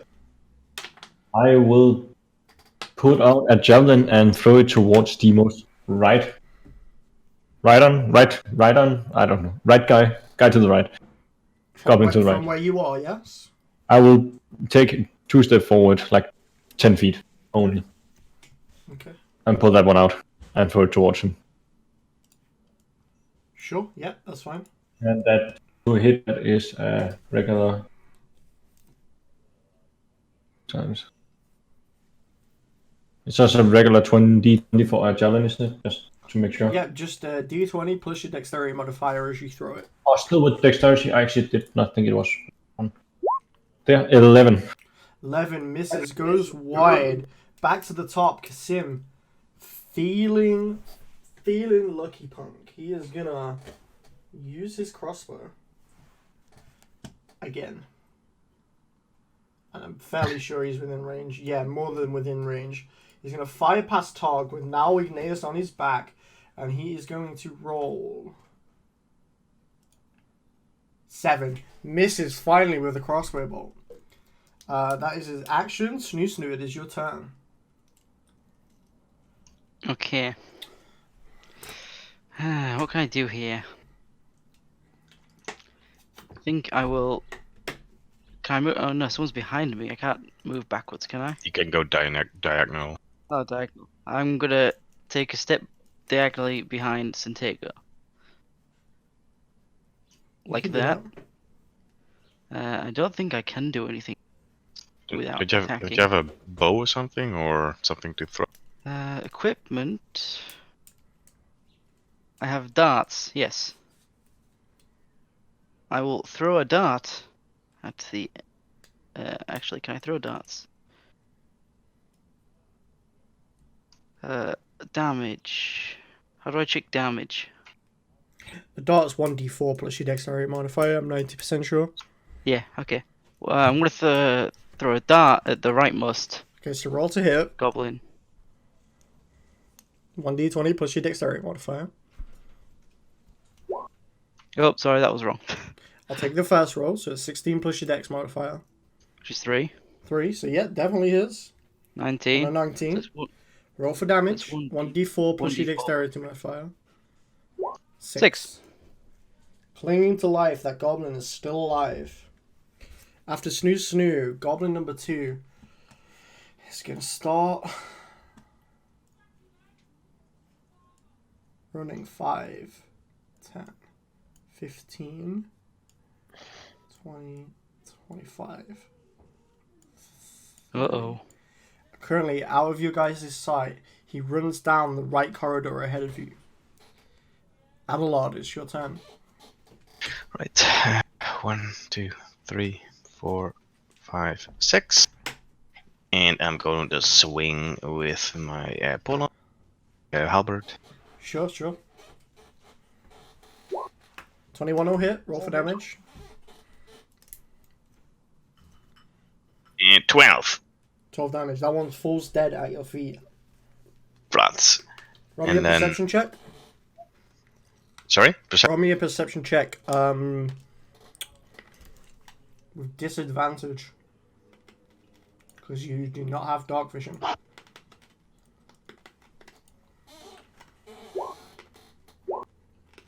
11. You can barely make out this goblin 30 feet away from you. Right, okay. Well, as your turn. Unless you want to use the rest of your movement. no, that was my movement. I just looked that way, that's it. Okay. Igneous, it's your turn. Sure. He's running away! I would like to hold my action and cast a firebolt on the first enemy I see when Doc comes in range, so to speak. Okay. Tog is going to move 5, 10, 15, 20, 25, 30. Roll to hit this goblin. You can see him with your dark vision. 16. 16 will hit. Roll for damage. Finally, I had a range spell. Ooh. Falls 10. dead. Boom, nice. Good job, Ingus. You killed both the goblins, all the wolves, and Kasima's gonna roll 3 d20 checks to try and skin these wolves. Alright. So, okay. Susu, friends of yours? They were until Duvak took over. And Ah, now not friends of Snoo Snoo anymore. right. So Okay, now we're out of combat. What you guys can see with the drift globe finally coming into view. You can see where this goblin was. There's just a closed door ahead of you, and behind you, where the wolves came from, you can hear whimpering, like.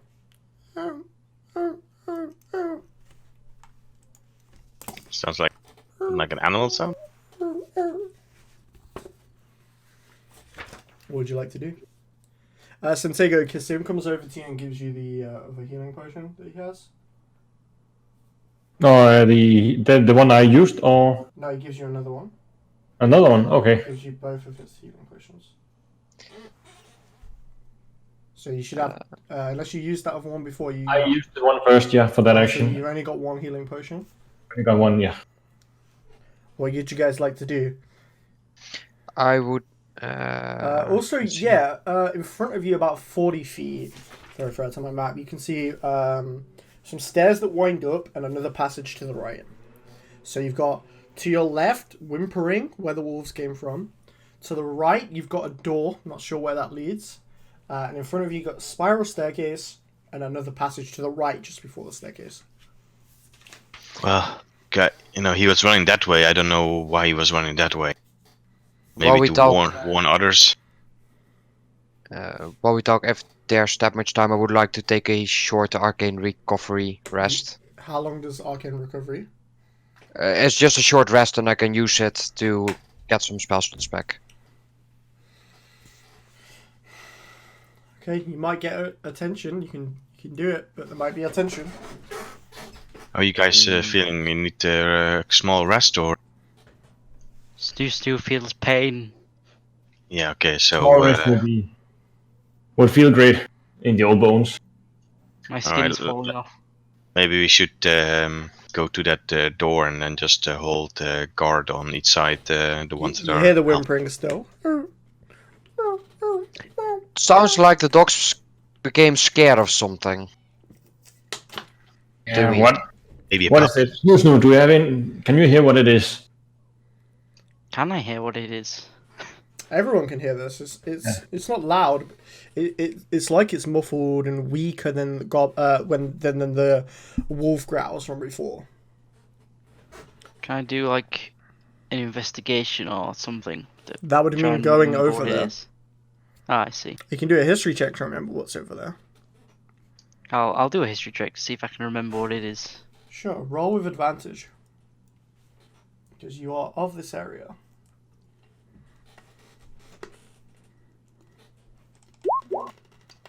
A 12.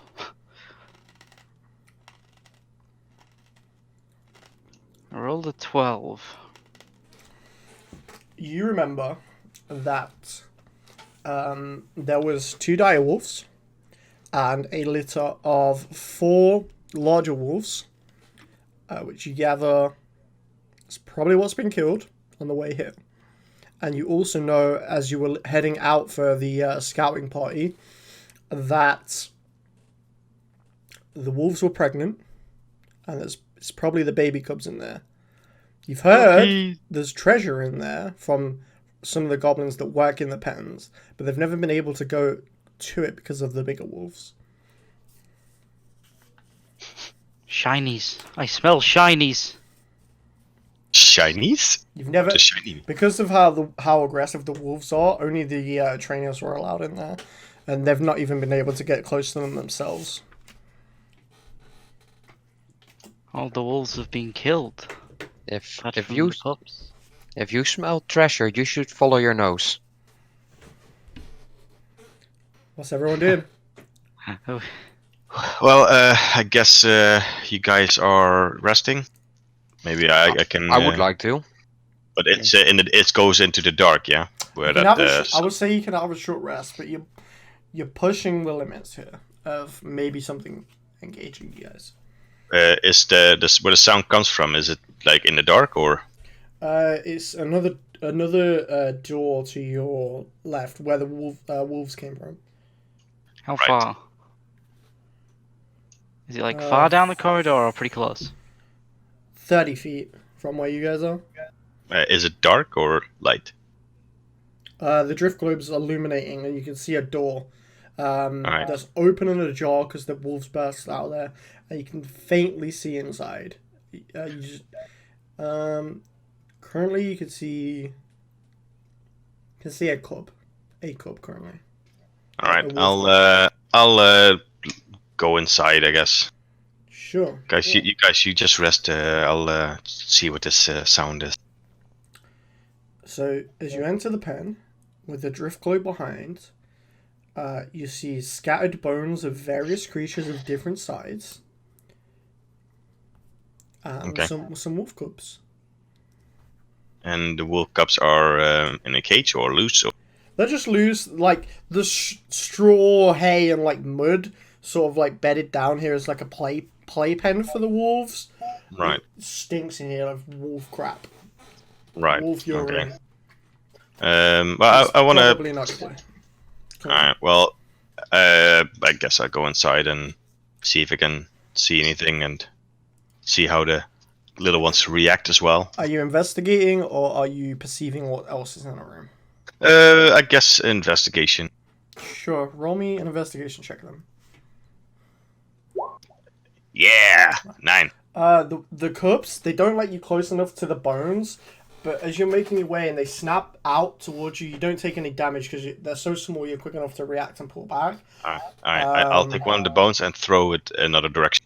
You're not able to grab the bones. You have to pull back before you go to touch them. But you can see glitter with the lights glowing. You can see the glistening of glass among the bones and some sort of metal objects. Right. Okay. Do these cubs look hungry? What's your passive perception? 11. They look like they've been fed recently. Alright. Well, I'll go to the shiny, and if they come close, I'll kick him. Okay. Don't kick the puppies. Roll me an attack roll against a baby wolf. Yes.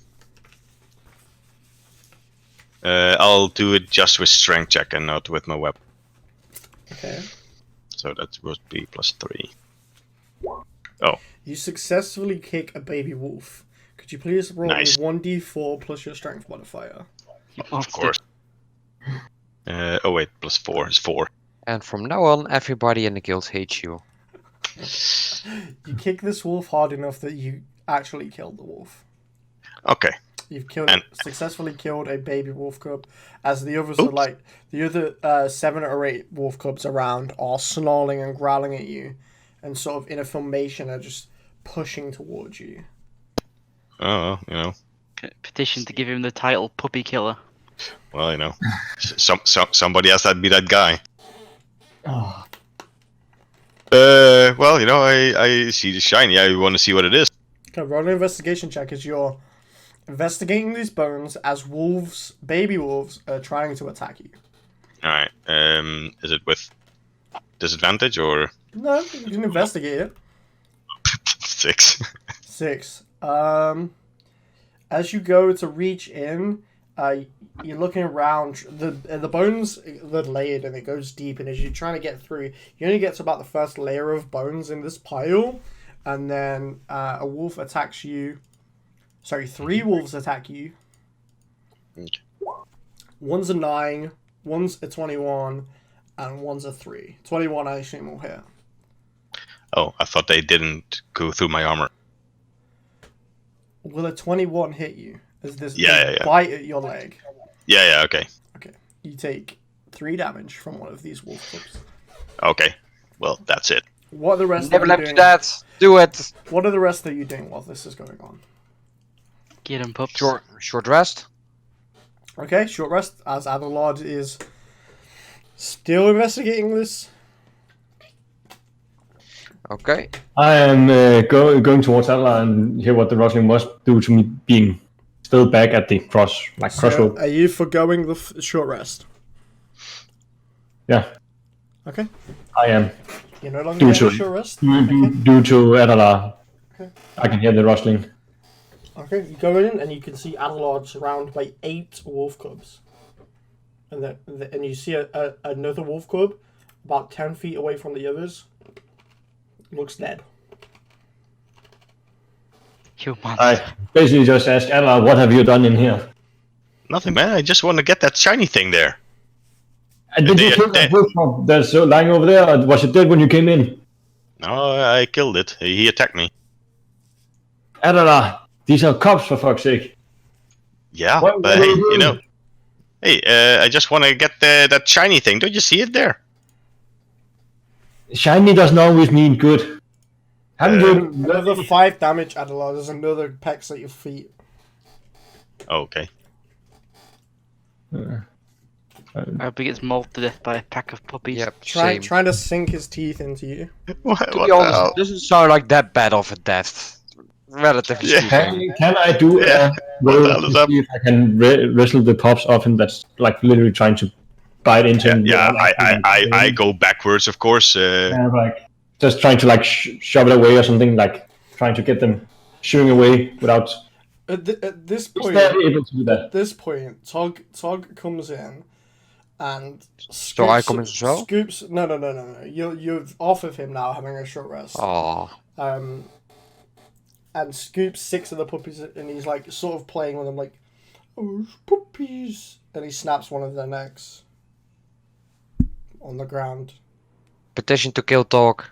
Snaps another of the necks on the ground This is Talk. Petition to kill talk. as he's like playing with them. Or snaps another on the 3 ground. petitions. I'm trying to intimidate Talk to just like stop this. Okay, roll an intimidation check. This Do has them now into my killed mind. 3 puppies. I'm getting flashbacks of Mice and Men right now. I Lenny. liked him before. 13. Okay. Okay. This is where he backhands you into a wall. I am walking, on your walking sheet, backwards, by the way. what's insight? Wisdom. What my passive? Or what? No, what's insight in general? Is a wisdom skill. Or insight in general? Let me Yeah. find it. Yeah, it is.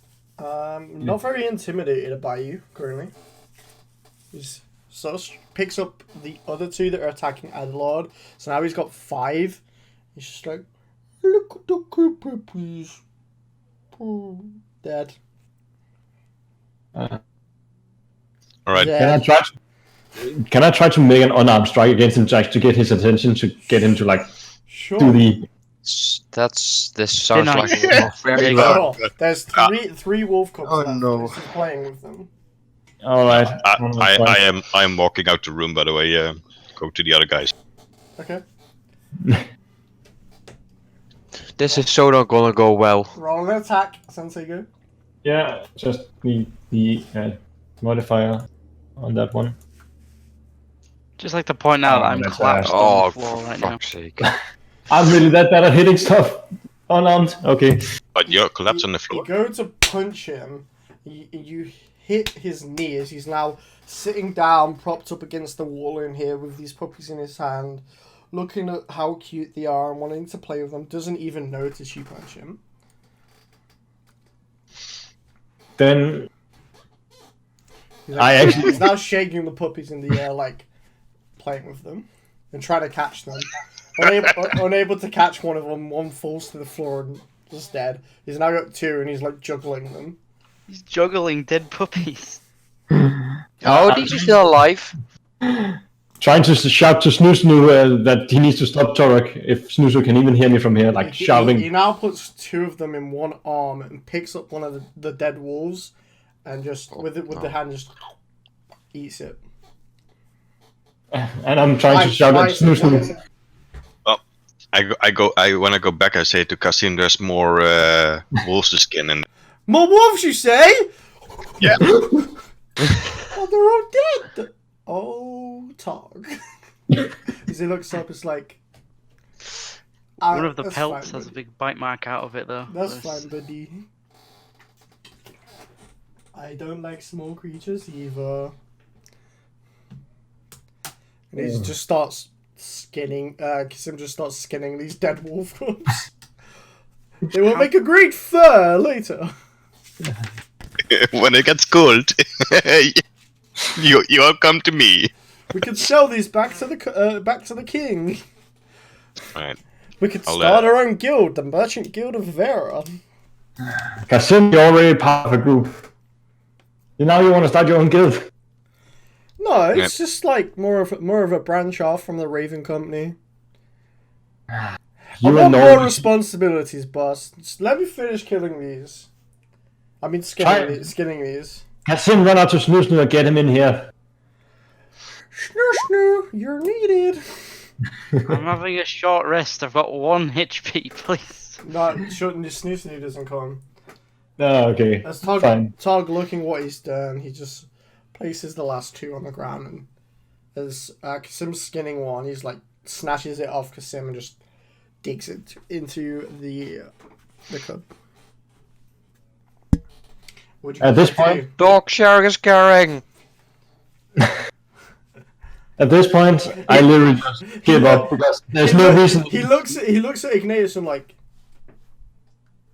just points at the ones on the floor.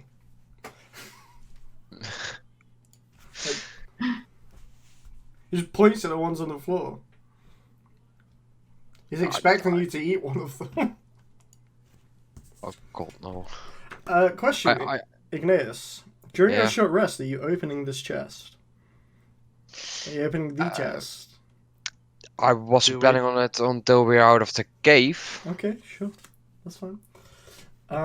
Yeah, so he's had his fill and now stands up.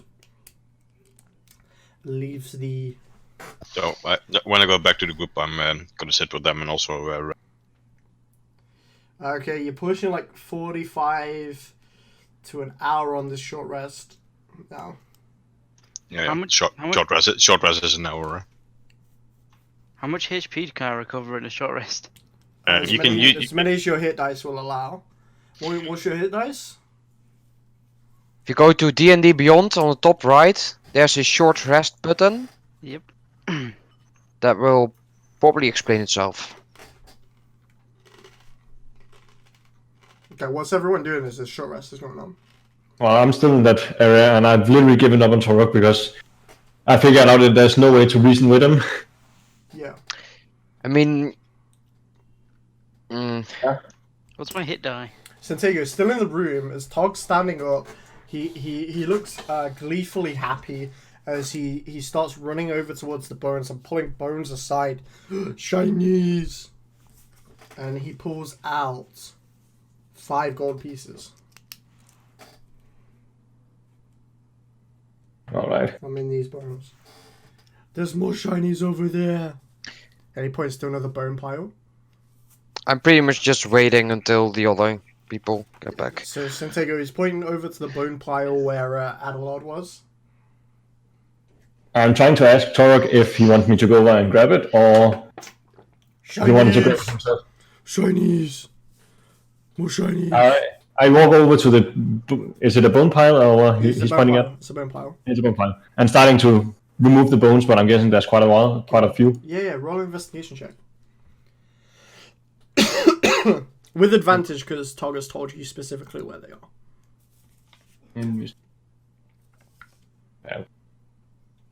So what? Wait, How do I mention- find my hit die? Sorry. On If you short go- rest, it will say. Yeah, click on short rest. 11. 11 for what total? For 11. Okay.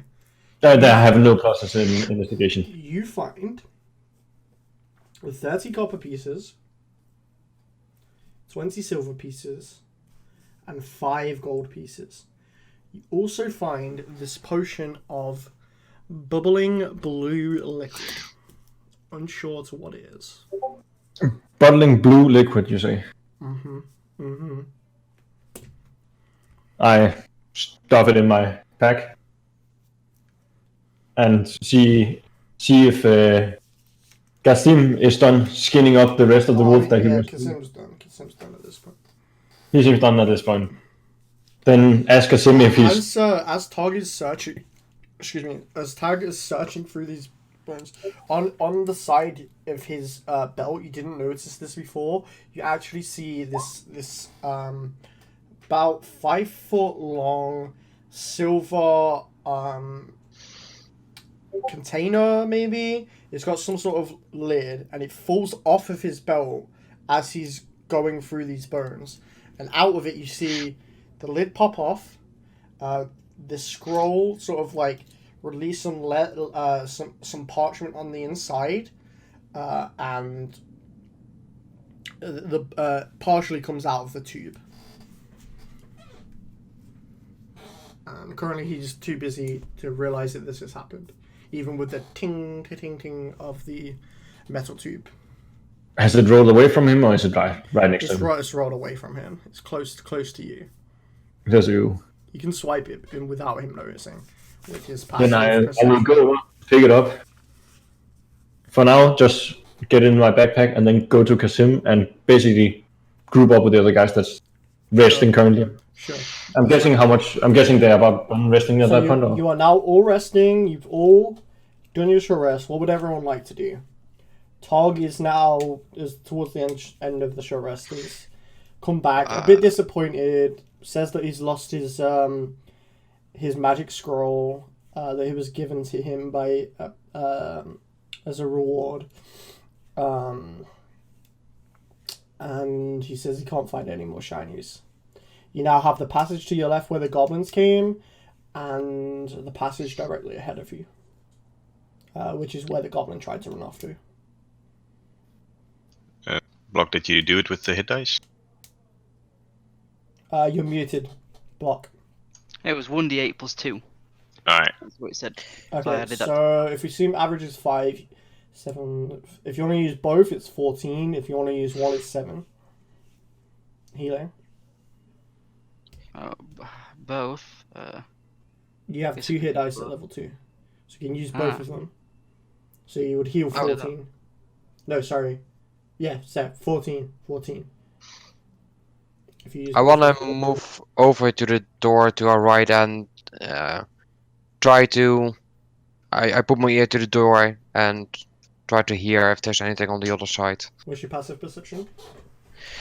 Passive perception. Yeah. 11. Don't hear anything.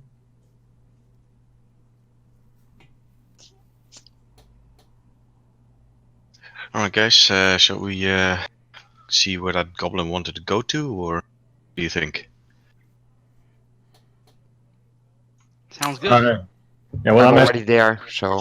Preferably, I want to go where I can see. So you still want to see?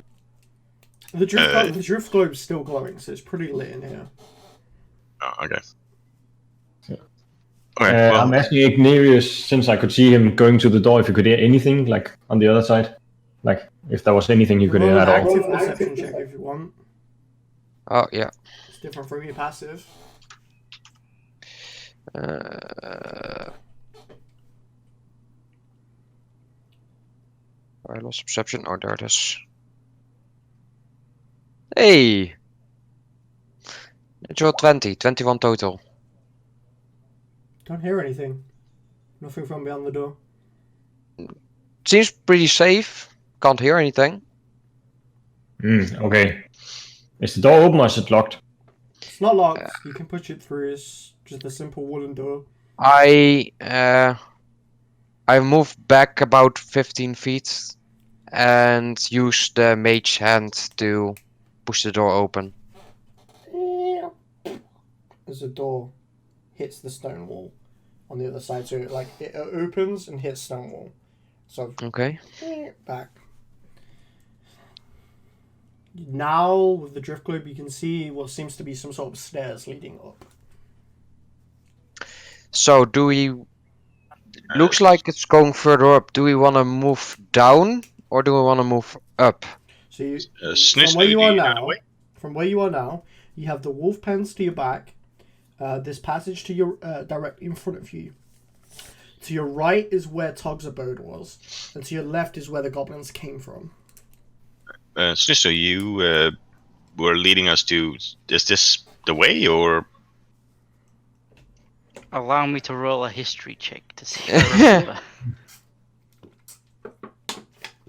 Sure. Okay.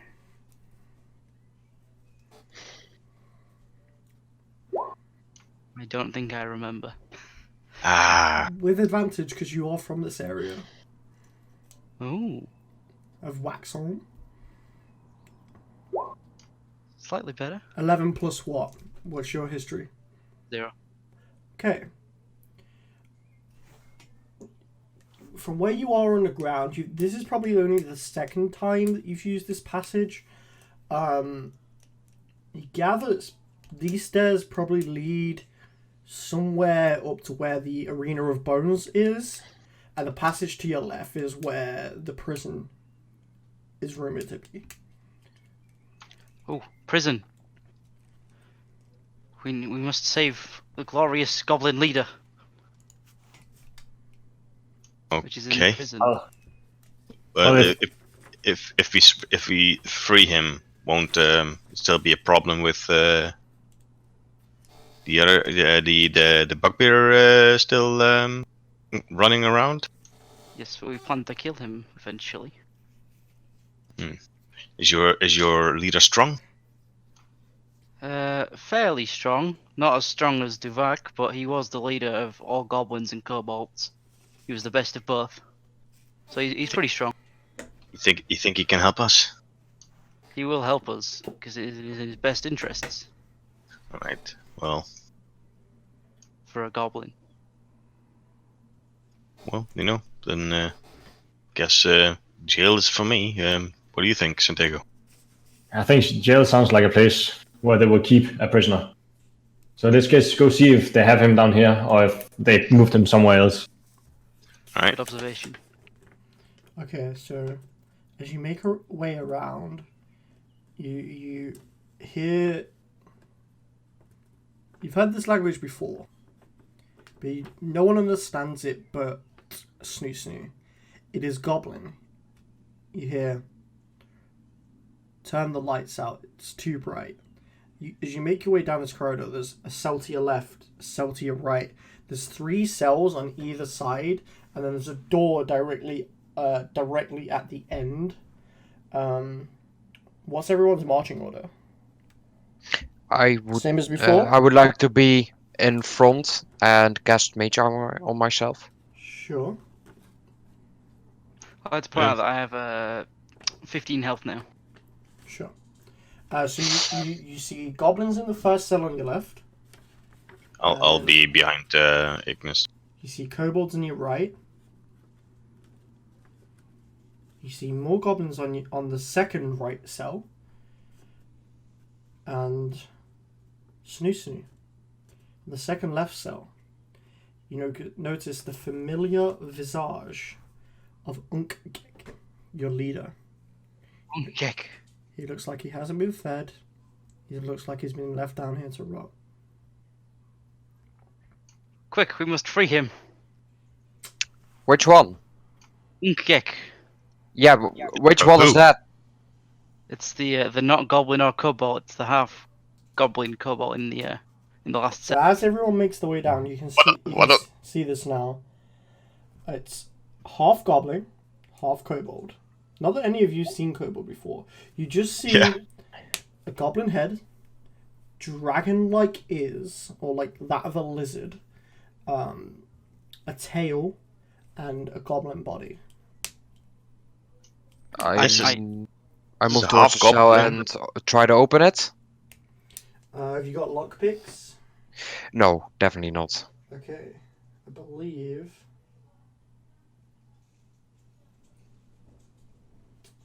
I know Kasim does not have one. I have a hammer. You want to try and break the lock? I want to try to pull on it as hard as I can. Okay, make a strength check. I'll help him. Make it so you can make 2 separate rolls, or Pong can roll with an advantage. Pongo with an advantage against. Don't know if that was the right decision, but I'm helping your roll. I do have an advantage. Okay, so 18. 18. Okay. You go and you snap the lock. It breaks. The sound out opens, and you hear the other creatures that are around in a language that's unfamiliar to you, but very familiar to Snoo. Help! Get me out next! Help! Get me out next! Everybody hears in the cell next to Unkgek a weak human voice. Help me too! Ruben. Well, first, before I hear that, I said to Ignis, "Wow, you're stronger than you look, man." And then I go to that cell where the human's voice comes from. You go over and you see a human in the cell. You've not seen this human before, Adelard. Alright. Hey! Hey, Are you here How the from hell- Ayla? For who? From Ayla. From the Yes. camp. Oh, please, you've got to Yes. help me. Who are you? I'm Ruben. I was the captain at the encampment. Oh, okay. Yeah, wait, I'll try to open it. Do you have lockpick tools? If not, it'll be a strength check. Nope. Meanwhile, I Strength check. want to give a potion to the leader of the goblins. Potion of Just a normal one. of healing. Yeah. Okay. 16. Yeah, you successfully break the lock. Alright. I And would also like. I go in. I go in and give him some water and some food. One of my rations. Sure. Everyone, you're able to, with enough time, break off every single lock. And let And all the, these prisoners out. The leader has healed for 9 points. Sure. I feed him for food and water. I've got rations and water on me. Sure. Since he hasn't been fed in a while. I assume all of you picked up enough rations, except Snoo, back at the Aelia encampment for a week, 2 Yeah. weeks. Does he Captain? What does his clothes look like? Does he look cold or does he look? Similar armor and rags to those at the alien encampment, but these are torn, and he's clearly like been hit with a pretty heavy weapon. It looks like his arm is dented or punched. It looks like something's happened to his armor. Right. Okay, but he doesn't look cold or anything. That he's without clothes. Not currently, no. No, not currently. Okay. Okay. Otherwise, I would have given him my clothes in my backpack. Sure. All right. Well, I'm trying to take care, see if he has any wounds or mend a little Run me a bit. perception check. As this is happening, Unk Gex stands up, takes your hand, snooze, like, did the rest of our people get out? Did they bend to Duvak? We have to stop him. I don't know what his plans are. We will stop him at all costs. And the shinies as well. Especially the shinies. He looks now around at you, Santiago, at you, Ignis. Not at Adelard, because Adelard's like, it's like... in Goblin, he says, "Who are your friends? Who are these with you?" These are my companion. They agreed to help in exchange for shinies. We have very little, but our plan was to work with the humans anyway. We'll give them what we can. But first, we have to kill Duvak. We have a big party now. We have to make Waxholm safe. The others, they've been here a lot longer than me. As you know, the kobolds are used as slaves. We can do this. It's alright. I don't think any of them, let alone myself, is in fighting condition. It's okay, we'll pull through. We've got Tog. We've got these powerful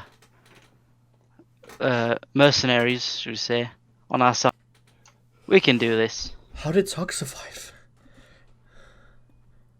I don't know. Killing puppies. He ate puppies to regen his health. I know I can't hear him. So. Okay. Adelard, with your perception check, you have no idea if he's... Yeah, I figured. Santiago, what are you doing? We've not had enough from you, my man. What's going on? What are you doing? Have Torg follow us down to this? Oh yeah, he's there. He's there. He's sort of waiting by the stairs. How far are the stairs away? Like from 10, 15 feet. Okay. From the first cell. So he's about 25 feet from you guys. Yeah, okay. I walk over to the door where, like, what's called Adela was going to find Ruben, which I don't know at that current point, and taking a quick peek at the scroll I had picked up from Torg, like silently without turned away from him. Do you have Arcane as a skill proficiency? I do not have that, no. Just to see if I could see anything in it, like if there was something special. You look at the scroll, and you see sigils and signs, and you make connections to some of the stuff that Igneus has cast before, but you being of no magic intent, no understanding in the arcane, you do not know what this scroll says. Good. I'll just quickly pack it away and stuff it away in my pack again. Like. Sure. So, and then I did this before Torg, Oak, the leader's name, goblin name, started speaking, and then he looked at me and I did that conversation, and I asked Snoo, what is she saying? I've never even spoken this language before. I never heard it before. Did she translate everything that was said, or no? Yeah, I'll tell him everything. Okay, you tell them everything. About everything that he told Snoo, or like... Yeah. Everything. Whether you choose to does or not. the leader understands the common language, like... He's understanding you, yeah. Yeah. It's a partial understanding. I do go to ask him, and do go towards him and ask if he do speak common, so I would be able to understand him, or we do need Snoo to translate every time. There's a difference between our tongues. I can Yeah. generally make out the words that you're saying. All right, good. Then at least we can somewhat Essentially, come it's in. like it's a very long, broken language of English. Like, if you think of how English was spoken 1,000 years ago, it's very different to how it's spoken now. No, like that kind of different. Yeah, okay. Yeah, so there's words and phrases that make the same sort of language, and you can generally grasp the understanding, but there might be one or two words, like, you know how Americans use pants for trousers.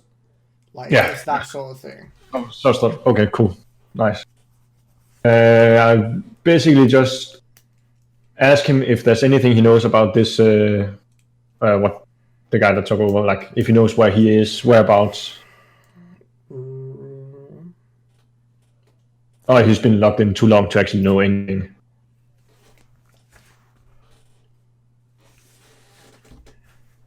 If I had to guess, that bastard would be sitting on my throne by now, toying with my people. The throne room. On your phone, you say. All right, where about is Mocking that? me. He comes down here daily to mock me.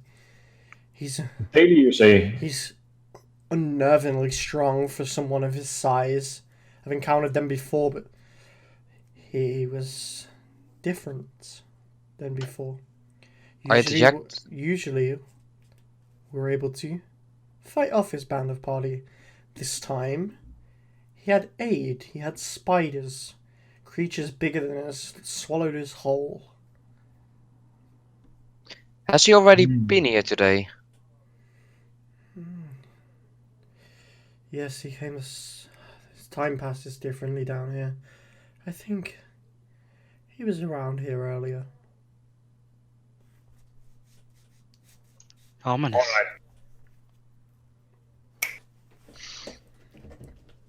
Okay. Oof. So, thank you for that information. Just get a bit better, and we'll get you out of here so we can figure out how to defeat that guy or whatever. Is he a human or what is he? He's a bugbear, like the one that you encountered in the woods at the start of today's session. Right, yeah. Man, he looks humanoid, just a bunch of humanoid. hair, pointed like elvish ears that you've seen on Verra, just a massive hair and armor. Yeah, but we just Snoo, help. You can help him a bit about this one. I will go to Adela and see how he's doing. Okay, Igneous, you were trying to say something as I was monologuing. Yeah. What would you like to do? Yeah, I already did. I already asked whether the new leader Dufak, I think, was already here today. Okay, sorry. Yeah. Yeah, so Adelard, you still with this guy who's claiming to be Ruben. Santiago comes over to you. Quick question, Hey. just by head, I do see this guy, but does he resemble anything like the body I saw in the camp? Spitting image. Young, probably around the same age, if not younger than Adelard. Around the same age as Adelaine. He's young for his age. He's a young for it, but he did resemble the body that we actually found in the camp. Oh yes, very. Just by memory, I can just remember see him. Yeah, it was only like a day ago that you saw that body. I assume with the battle wornness of Santiago, he would remember the faces of those on the battlefield. Yeah. So basically, I just go like, Adela, how's it going over here? What have you found? Well, this guy claims to be Ruben, captain from the camp. As you say, Ruben. As you say, claims. It's like, what do you mean, claim? I'm Ruben. Yeah, he's Ruben. Ruben, you say? Yeah. And then I take a look at him like, but you're supposed to be dead. What are you doing down here? No, I've been here for weeks. For weeks, you say? Mm-hmm. Then who was it that was dead in the encampment? As you say this, he's sort of like, the fucking idiot. Idiot. What are you talking about? It was me. It's a long story. I've been here all my life. I was born on Verra. My father used to be the previous captain. I've never seen Sanctus. I've been here. Born on Verra, you see. Well, I have seen Sanctus. I remember visiting as a child. This was a gift from my father. He called it a simulacrum. I've not seen my father in years. He went off into the woods one day and never came back. I've since taken over his command. Yeah, and that was a gift he gave me, a simulacrum. Essentially a copy of myself to help me do my tasks and duties as commander. A copy of yourself, you say? He explained it's weird magic. It's only possible here on Verra. Certainly sounds like nothing I've ever seen or heard about before. Never seen, never heard. Well, I'm a bit confused. Wait, so you saw him in camp as well? He's you? He's a copy of me. Copy. But you're the real one? I'm the main.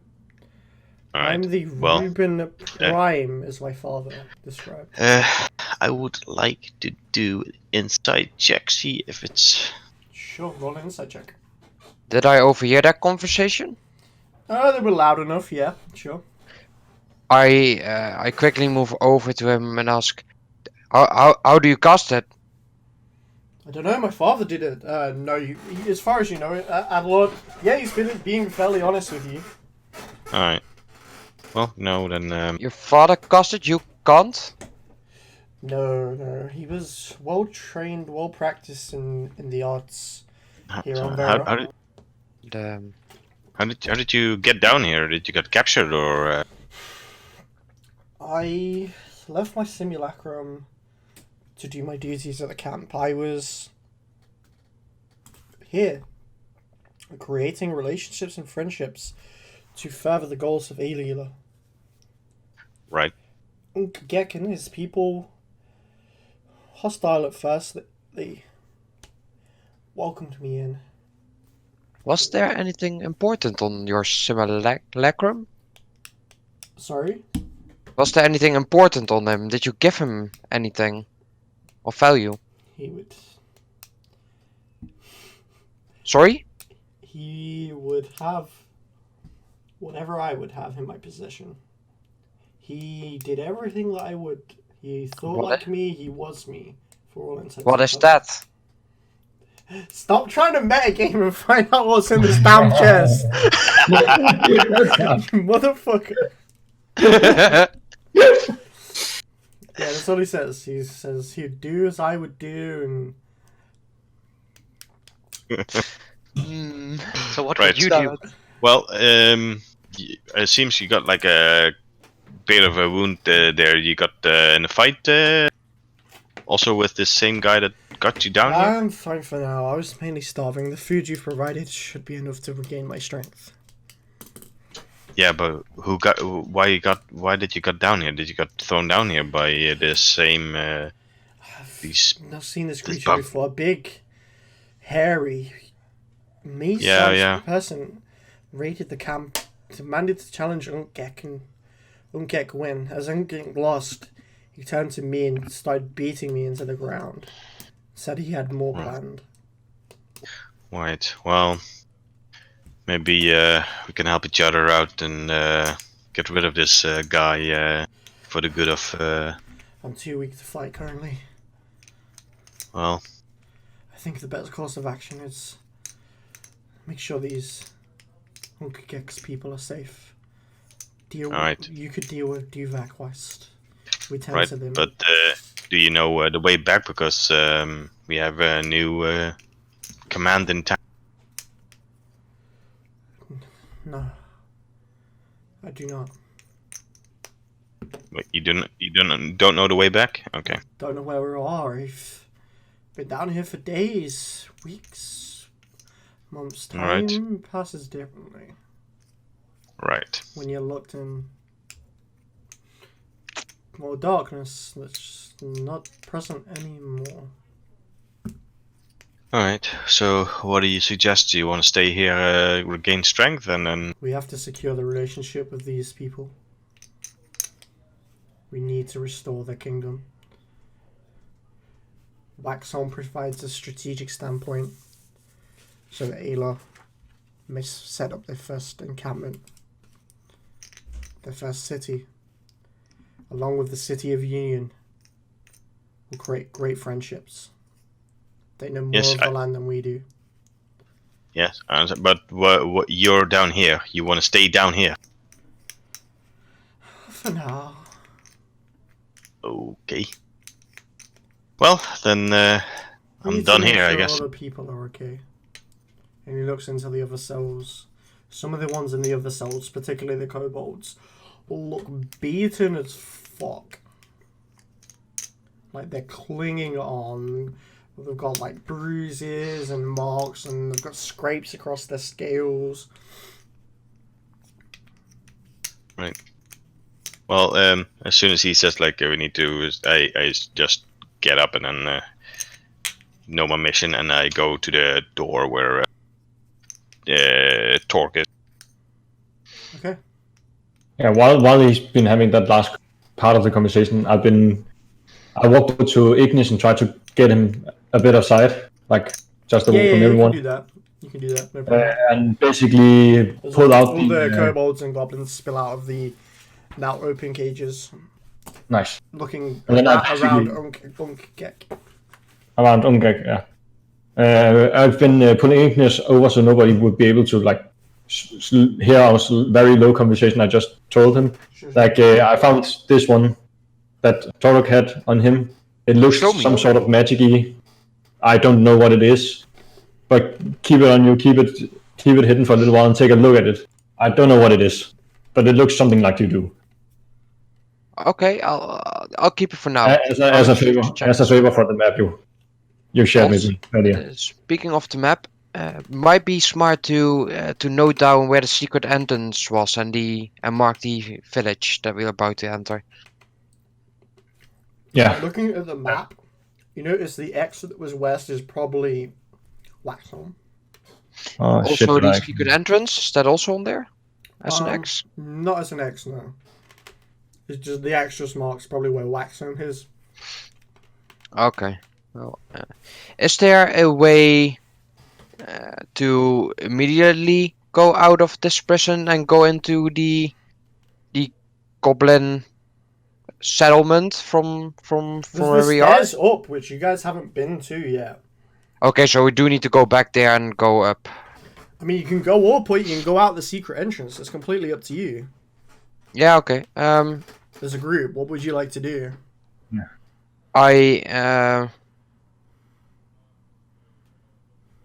Let's start moving towards the settlement. Let's move up. They seem to be fine here for now. There's not much we can do. We don't have the resources to help all of them. That sounds like a Well, great you know, plan. we came here for a reason and to help out. So I would like to be a man of our word. So maybe we should help out and See if we can help the other people from this village. Yes. These goblins. Okay. Well, let's go to that other door then and see where that goblin was trying to run off to. So there's currently the cells where you've got everyone out. There's the stairs where Target's currently standing, where you guys haven't been up. There's a door at the end of the cells which you haven't been through.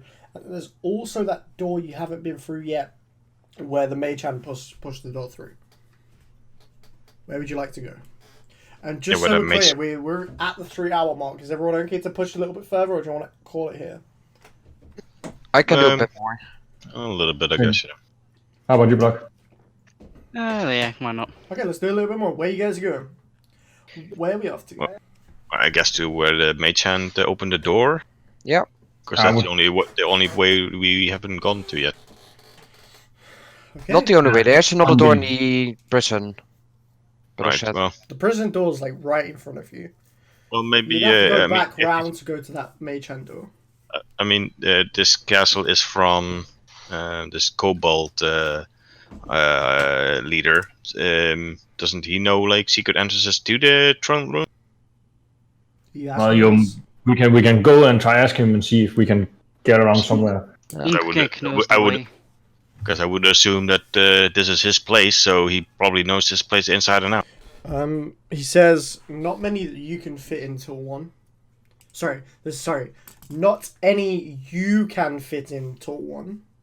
Maybe Snoo could. Snoo knows lots of tunnels. You know that in the throne room there is a tunnel that goblins use to sort of get around these caverns and around the city of Waxholm. So from if we go up here, and how far is it to the throne? Because otherwise, you can have a nice surprise attack from this tunnel, of course. Are you asking him from the stairs? No. I'm walking, of course, towards with these questions. Yeah. But what are you asking? Asking him first, like if the way to the throne room, and if it's far away through these tunnels, because we can't go in there, but Snoo can. Up the stairs, directly in front of you, is a large metal door. There will be the entrance to the throne room. All right. So, what do you guys think? To the left of Well- that is the fighting pits, the arena of bones, where Tog, my strongest champion, is the champion. Well, he was. And what is the other way if we go back and up the stairs? No, he was saying up the stairs. Hmm? As you go up the stairs, immediately to your right, there's 2 iron doors. This is the throne room. And then to the left, there's the fighting pits. All right. So, what do you think? You think he's probably in there? Maybe you can scout the tunnels and see if you can see something. Snoo? Snoo can scout the tunnels. Roll Something I can do. me a history check and then roll me an investigation check. Just so the history check's to so you can remember where the tunnels are, which passage moves where, and an investigation check to see what you see when you investigate. Well, I rolled a 9 for my That's- history. That's fine. What's your investigation? A 0, okay. Yeah, no. Roll again, and then add your investigation. Oh, 7. Ooh. Okay. It takes you quite a while, like 10 minutes. No snoo. 20 minutes. No snoo. 30 minutes. Snoo. You find a passage, and you see light coming from the other side of the passage. Okay. You're not through the passage yet. Can I peek my head out? Sure, roll me what's your passive perception? Passive, how do I check passive Or perception? just say on the left-hand side, passive perception. I got 12. 12. You realise you're in the throne room, at the right-hand side of the throne itself. Without peeking out, you can see Duvak. 2 giant spiders either side of him. Oh no. You see 50 feet from where the throne is, iron doors. So that's our entrance on foot. Okay, I've found out what I need to know. Roll me a stealth check. Ooh, what's my +5? This is Ooh. where he gets detected and abandoned.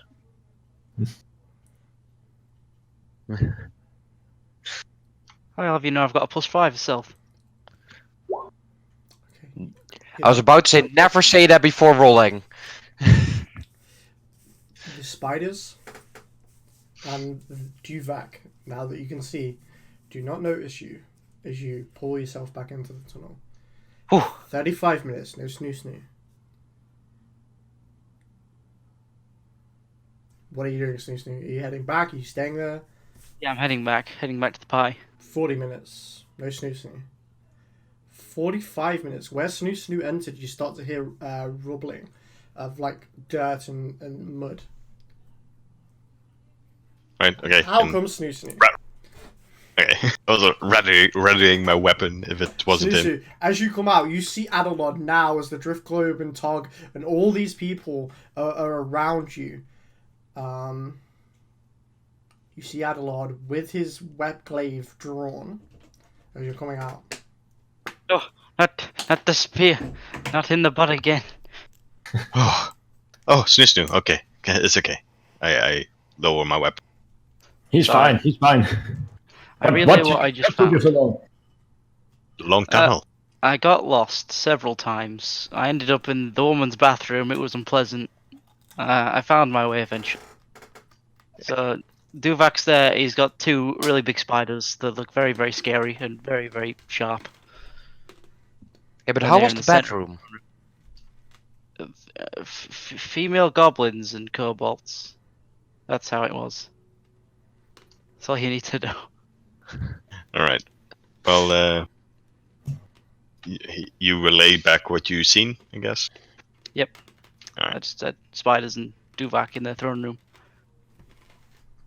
Well, Well, as let's go. they might be right there, but we can't get there through the tunnels. So You have to We'll enter have through the to- front door. we'll have to go the other route and go from there. See if we can find them. Find them through the settlement. Well, he said that we just had to go up the stairs. On that, where you opened the door, there's a double door. That's where the throne room. Yeah, we can get there. Yeah, through the he said up the stairs, and to the right there should be Oh, an iron door, and then to Alright. the left was the arena of what was it, bones? Bones. Yeah, of bones. Well, let's. Maybe we should go to the arena and see if there's anything equipment worthy of using that might be helping us. Maybe get Torok if we can get his attention. Maybe you can do that, Snoo. Ask him to show us the arena.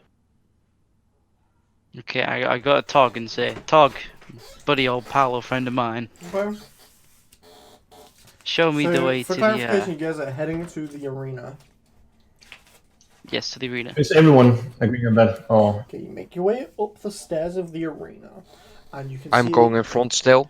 You can see this as you're making your way up. You can see this faint natural light coming through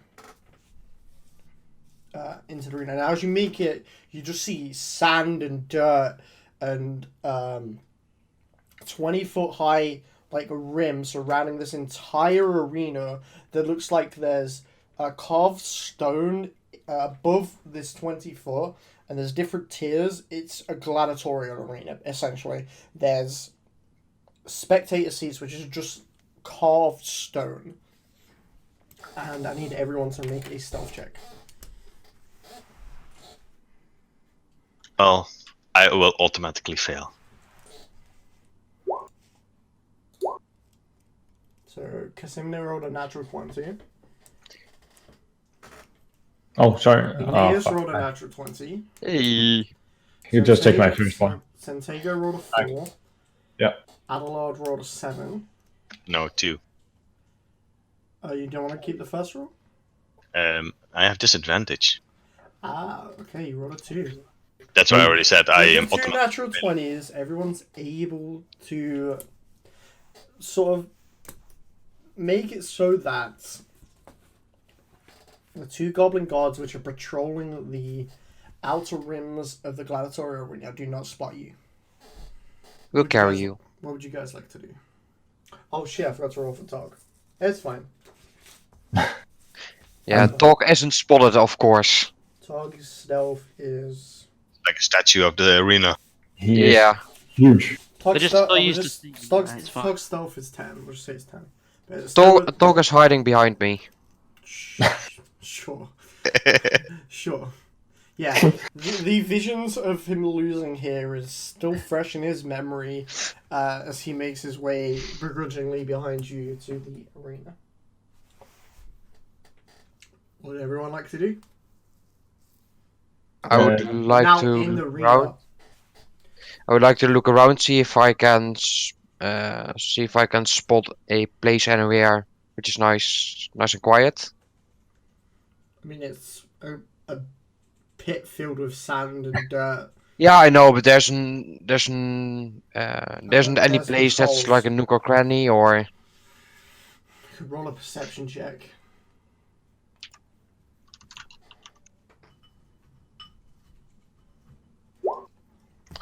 Unable to find one. Yeah, figured. Okay. Right, So- so there's two guys patrolling there. They didn't see us. Can we get there unnoticed and like take them out without making any? Let me ask you this. Can you climb 20 feet? Directly up vertical? Snoo can. I don't know. I mean, guess that. You can Check one of the certainly rolls, try I guess. if you want to. What would that be? I don't think so. How big was Tog again? Tog? Oh, can we stand on each other's shoulders? Tog is large. Tog is 10 foot by 10 foot, I think. Yeah, that is just his shoulder and then his arms up.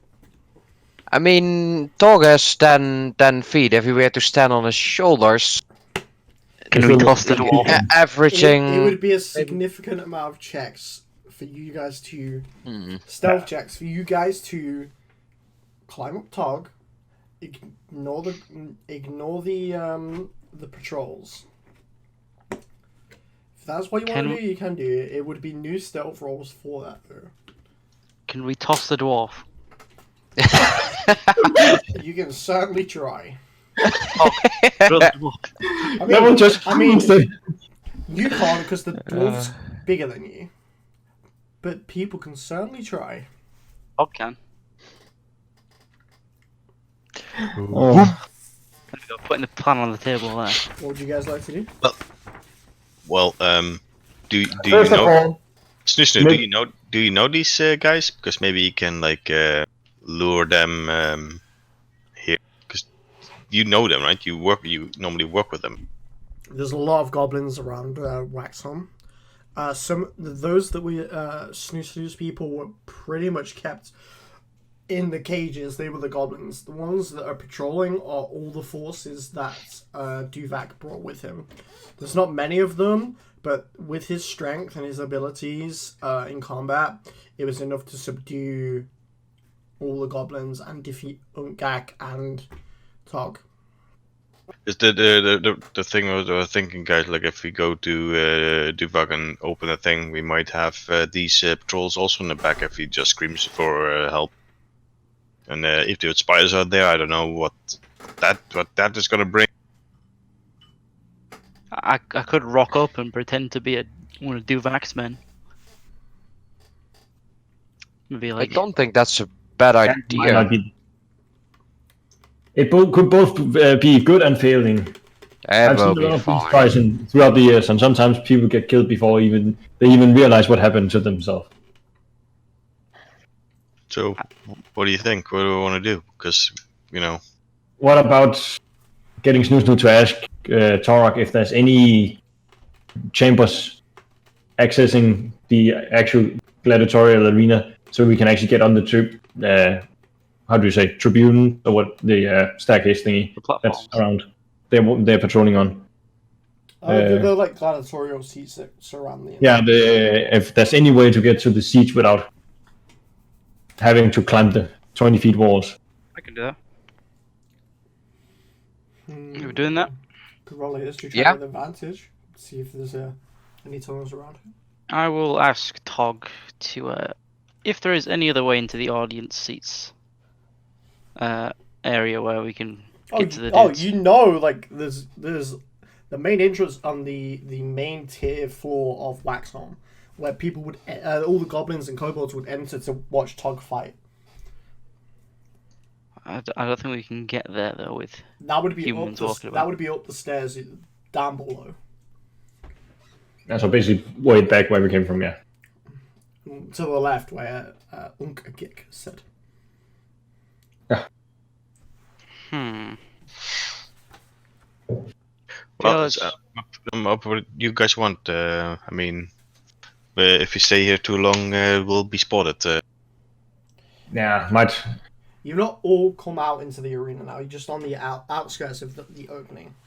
Yeah. Just so you're not all seen. Maybe ask what's it called? Okay. Torok. Get Torok ask if there's any equipment that could be helpful for defeating. I forgot his name again. Better names. Duvak. That might be able to be helping us here at the arena. If he knows anything. Now that he is the champion. Scratches his head. There's the armory. Armory. Get to the armory. Where is this armory, and are we able to get in there? Back where the prison is. Where the prison is. Boys, Yeah, it's Back we go. I think we know where we need to go. The armory. Torok, you are an amazing champion from this arena. Thanks, buddy. And the puppy killer. So, Slaps Ignatius Come in with the us. back of the head. just by that brute force, due to the sheer difference, do I actually You take one follow- damage. That's I take fine. one damage, And just imagine You that. get knocked prone and fall down the stairs. Yeah. Hey. Taking another 1 damage. And the guards are alert. 17 health. Worth it. You got one dwarf toss, His I'll take. big ass. Thank you, he Torok. slaps you on the back of the head. Basically, writing myself Because off. him at this point is just laughing like. Good one, Tog. And high fives, Tog. Break his arm. Yeah, how much damage does he take? Tog just holds his hand there and lets Kasim high five. him. Oh. Damage. Oh. But that does mean I'm closer to the armory. Yes, you are. Hey! You go back for the sake of brevity. Everyone Yeah. goes We're going back back. round to the army, and you now see Unk Gek and one or two of the goblins using the armory to armor up. The kobolds are currently staying in the cage with the other goblins, sort of for protection, sort of like somewhere to hide whilst you guys deal. And you just see Unk Gek and 2 goblins armoring up, getting arrows, bows, javelins, scimitars, armor. I go in and look around for any ropes a wizard would use or anything like that, although I doubt it's there, but Don't find anything. I figured. I will go up to Ungag and ask him if his men are even able to fight after so much time in the caves, like if they're not like completely. My men were just under fed. I was beaten. The kobolds were beaten. The bugbears do not kobolds. They've just lord over us. There's nothing we can do. They're bigger. He starts crying a little bit. Yeah, my people. So All right, I, yeah. We have to make him pay. I take it that in the room there's nothing really useful for our size. Well, I would actually ask Ungag if there was any equipment that would be able to help us defeat him, because There's a great sword. There's a great sword that's a great sword for a goblin, which is actually just like a normal short sword for you guys. Oh well, no, just for Adelard and Igneous. For Santiago, it'd be like a long sword. Okay, cool. Just because the length of it for a goblin is just like a regular Yeah, short very sword. small. Like it's big enough for a great sword for a regular goblin. For you, it's a long sword, and then for anyone of normal size, human size, it's just a regular sword. All right. All right. Well, there's no other exits here. It's just, I guess. It's just a room. Just a room. Right. Let me double check my map. No. In the far right corner, there's another door. You gather this probably leads into the arena. This is where prisoners are taken, armored up, and then put into the arena to fight. Right. Well, doesn't seem like we need to go into the arena unless we want to challenge him right in the open. Basically, I would ask Snusnu if there was any equipment in here that he would be able to need it fitting. Not as a monk. Probably not. No knuckle dusters. Oh. I mean, you've got your own knuckle dusters. You might be able to take like a few crossbow bolts and a fashion. Darts. Yeah. Sorry, darts. I'll take some darts. Well, shall we then see if we go back and then to the, I guess, throne room and see, because it seems like that's the only way to go, or maybe we should just challenge it. I mean, I don't know what your strategies normally are, Santiago. My strategy is head first, but we might be a little more smart since a champion got defeated this time. But And that was probably 1-on-1. I mean, I don't know how many he was fighting at the same time, but now but we're... those spiders sounds fighting as well. If that champion got those ones, then it's not going to be a 1-on-1, and it's got to be like at least a 3-on 1, 2, 3, 4, depending if Tarek is coming with us and want to help us. I've already done a lot. I'm not sure how much more I can focus on casting any spells.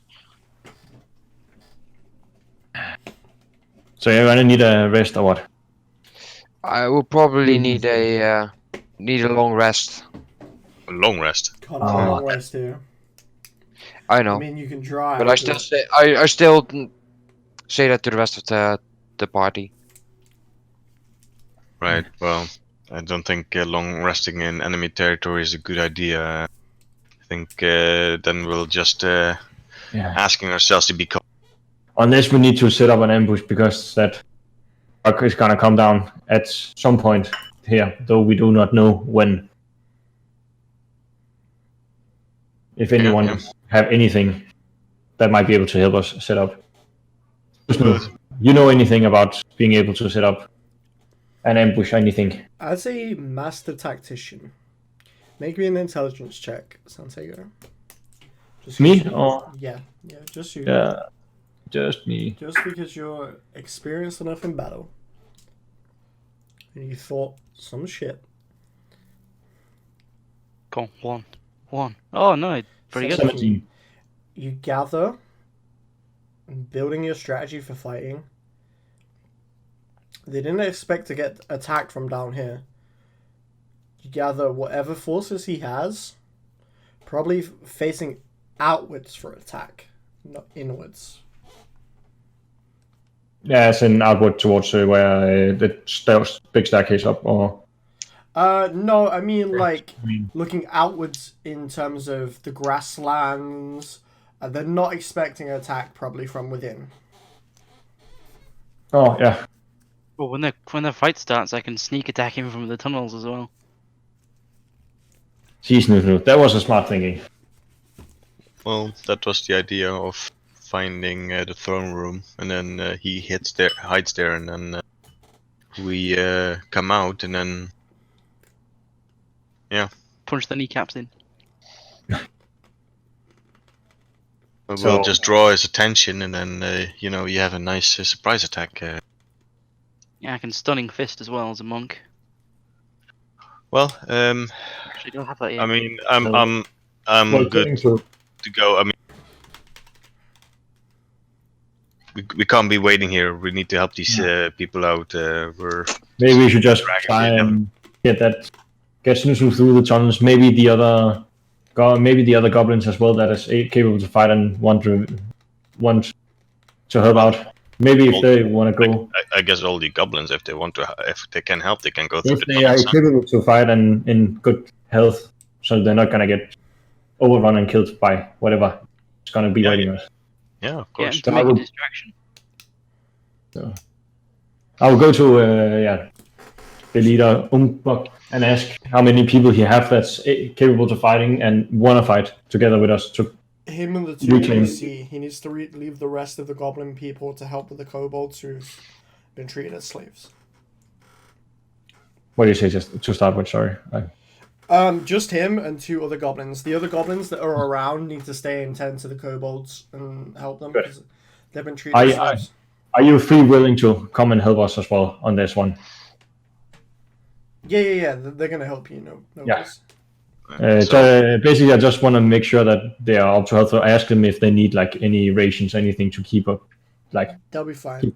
It's pushing nearly 20 past 10. Do you want to call it here and start the big fight next week?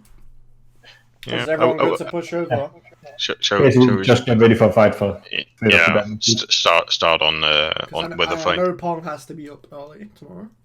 Yeah. Oh yeah, that might be. Yeah. So as a recap, what we say that the goblins all go through the tunnels and we go through the main door. Yeah. You Ready to bash. I'll do it like this. Do we want to do the next session next week or another 2 weeks? So doesn't matter. I'm Give him a fine for a sec. week. Next week is fine with me. I don't remember having any plans to be honest. So. Right, we'll Well, I am on vacation, but I can play. Alright, we'll discuss that privately between us. So if we end it here, you guys will have either a week or 2 weeks to strategize, and we'll say that would have happened in game, and then you can enact your plan. Good. Okay. Sounds good. So is that okay with everyone? Yeah. Awesome. Thank you to everyone who stuck around to watch. You can join us in a week or 2 weeks' time now. If you look on the gilded.gg website or go to the Hand of Unity website, you'll be able to find out where gilded.gg is, and you'll be able to find out when our next session is planned for. Also check on the Discord because we'll announce it there as well. Thank you, Blockbuster, for coming in and playing Snoo. And thank you everyone for playing again. You all had a good session? Yeah. Yeah, it was good fun. Yes. Awesome. Alright, that is where we're going to end the stream.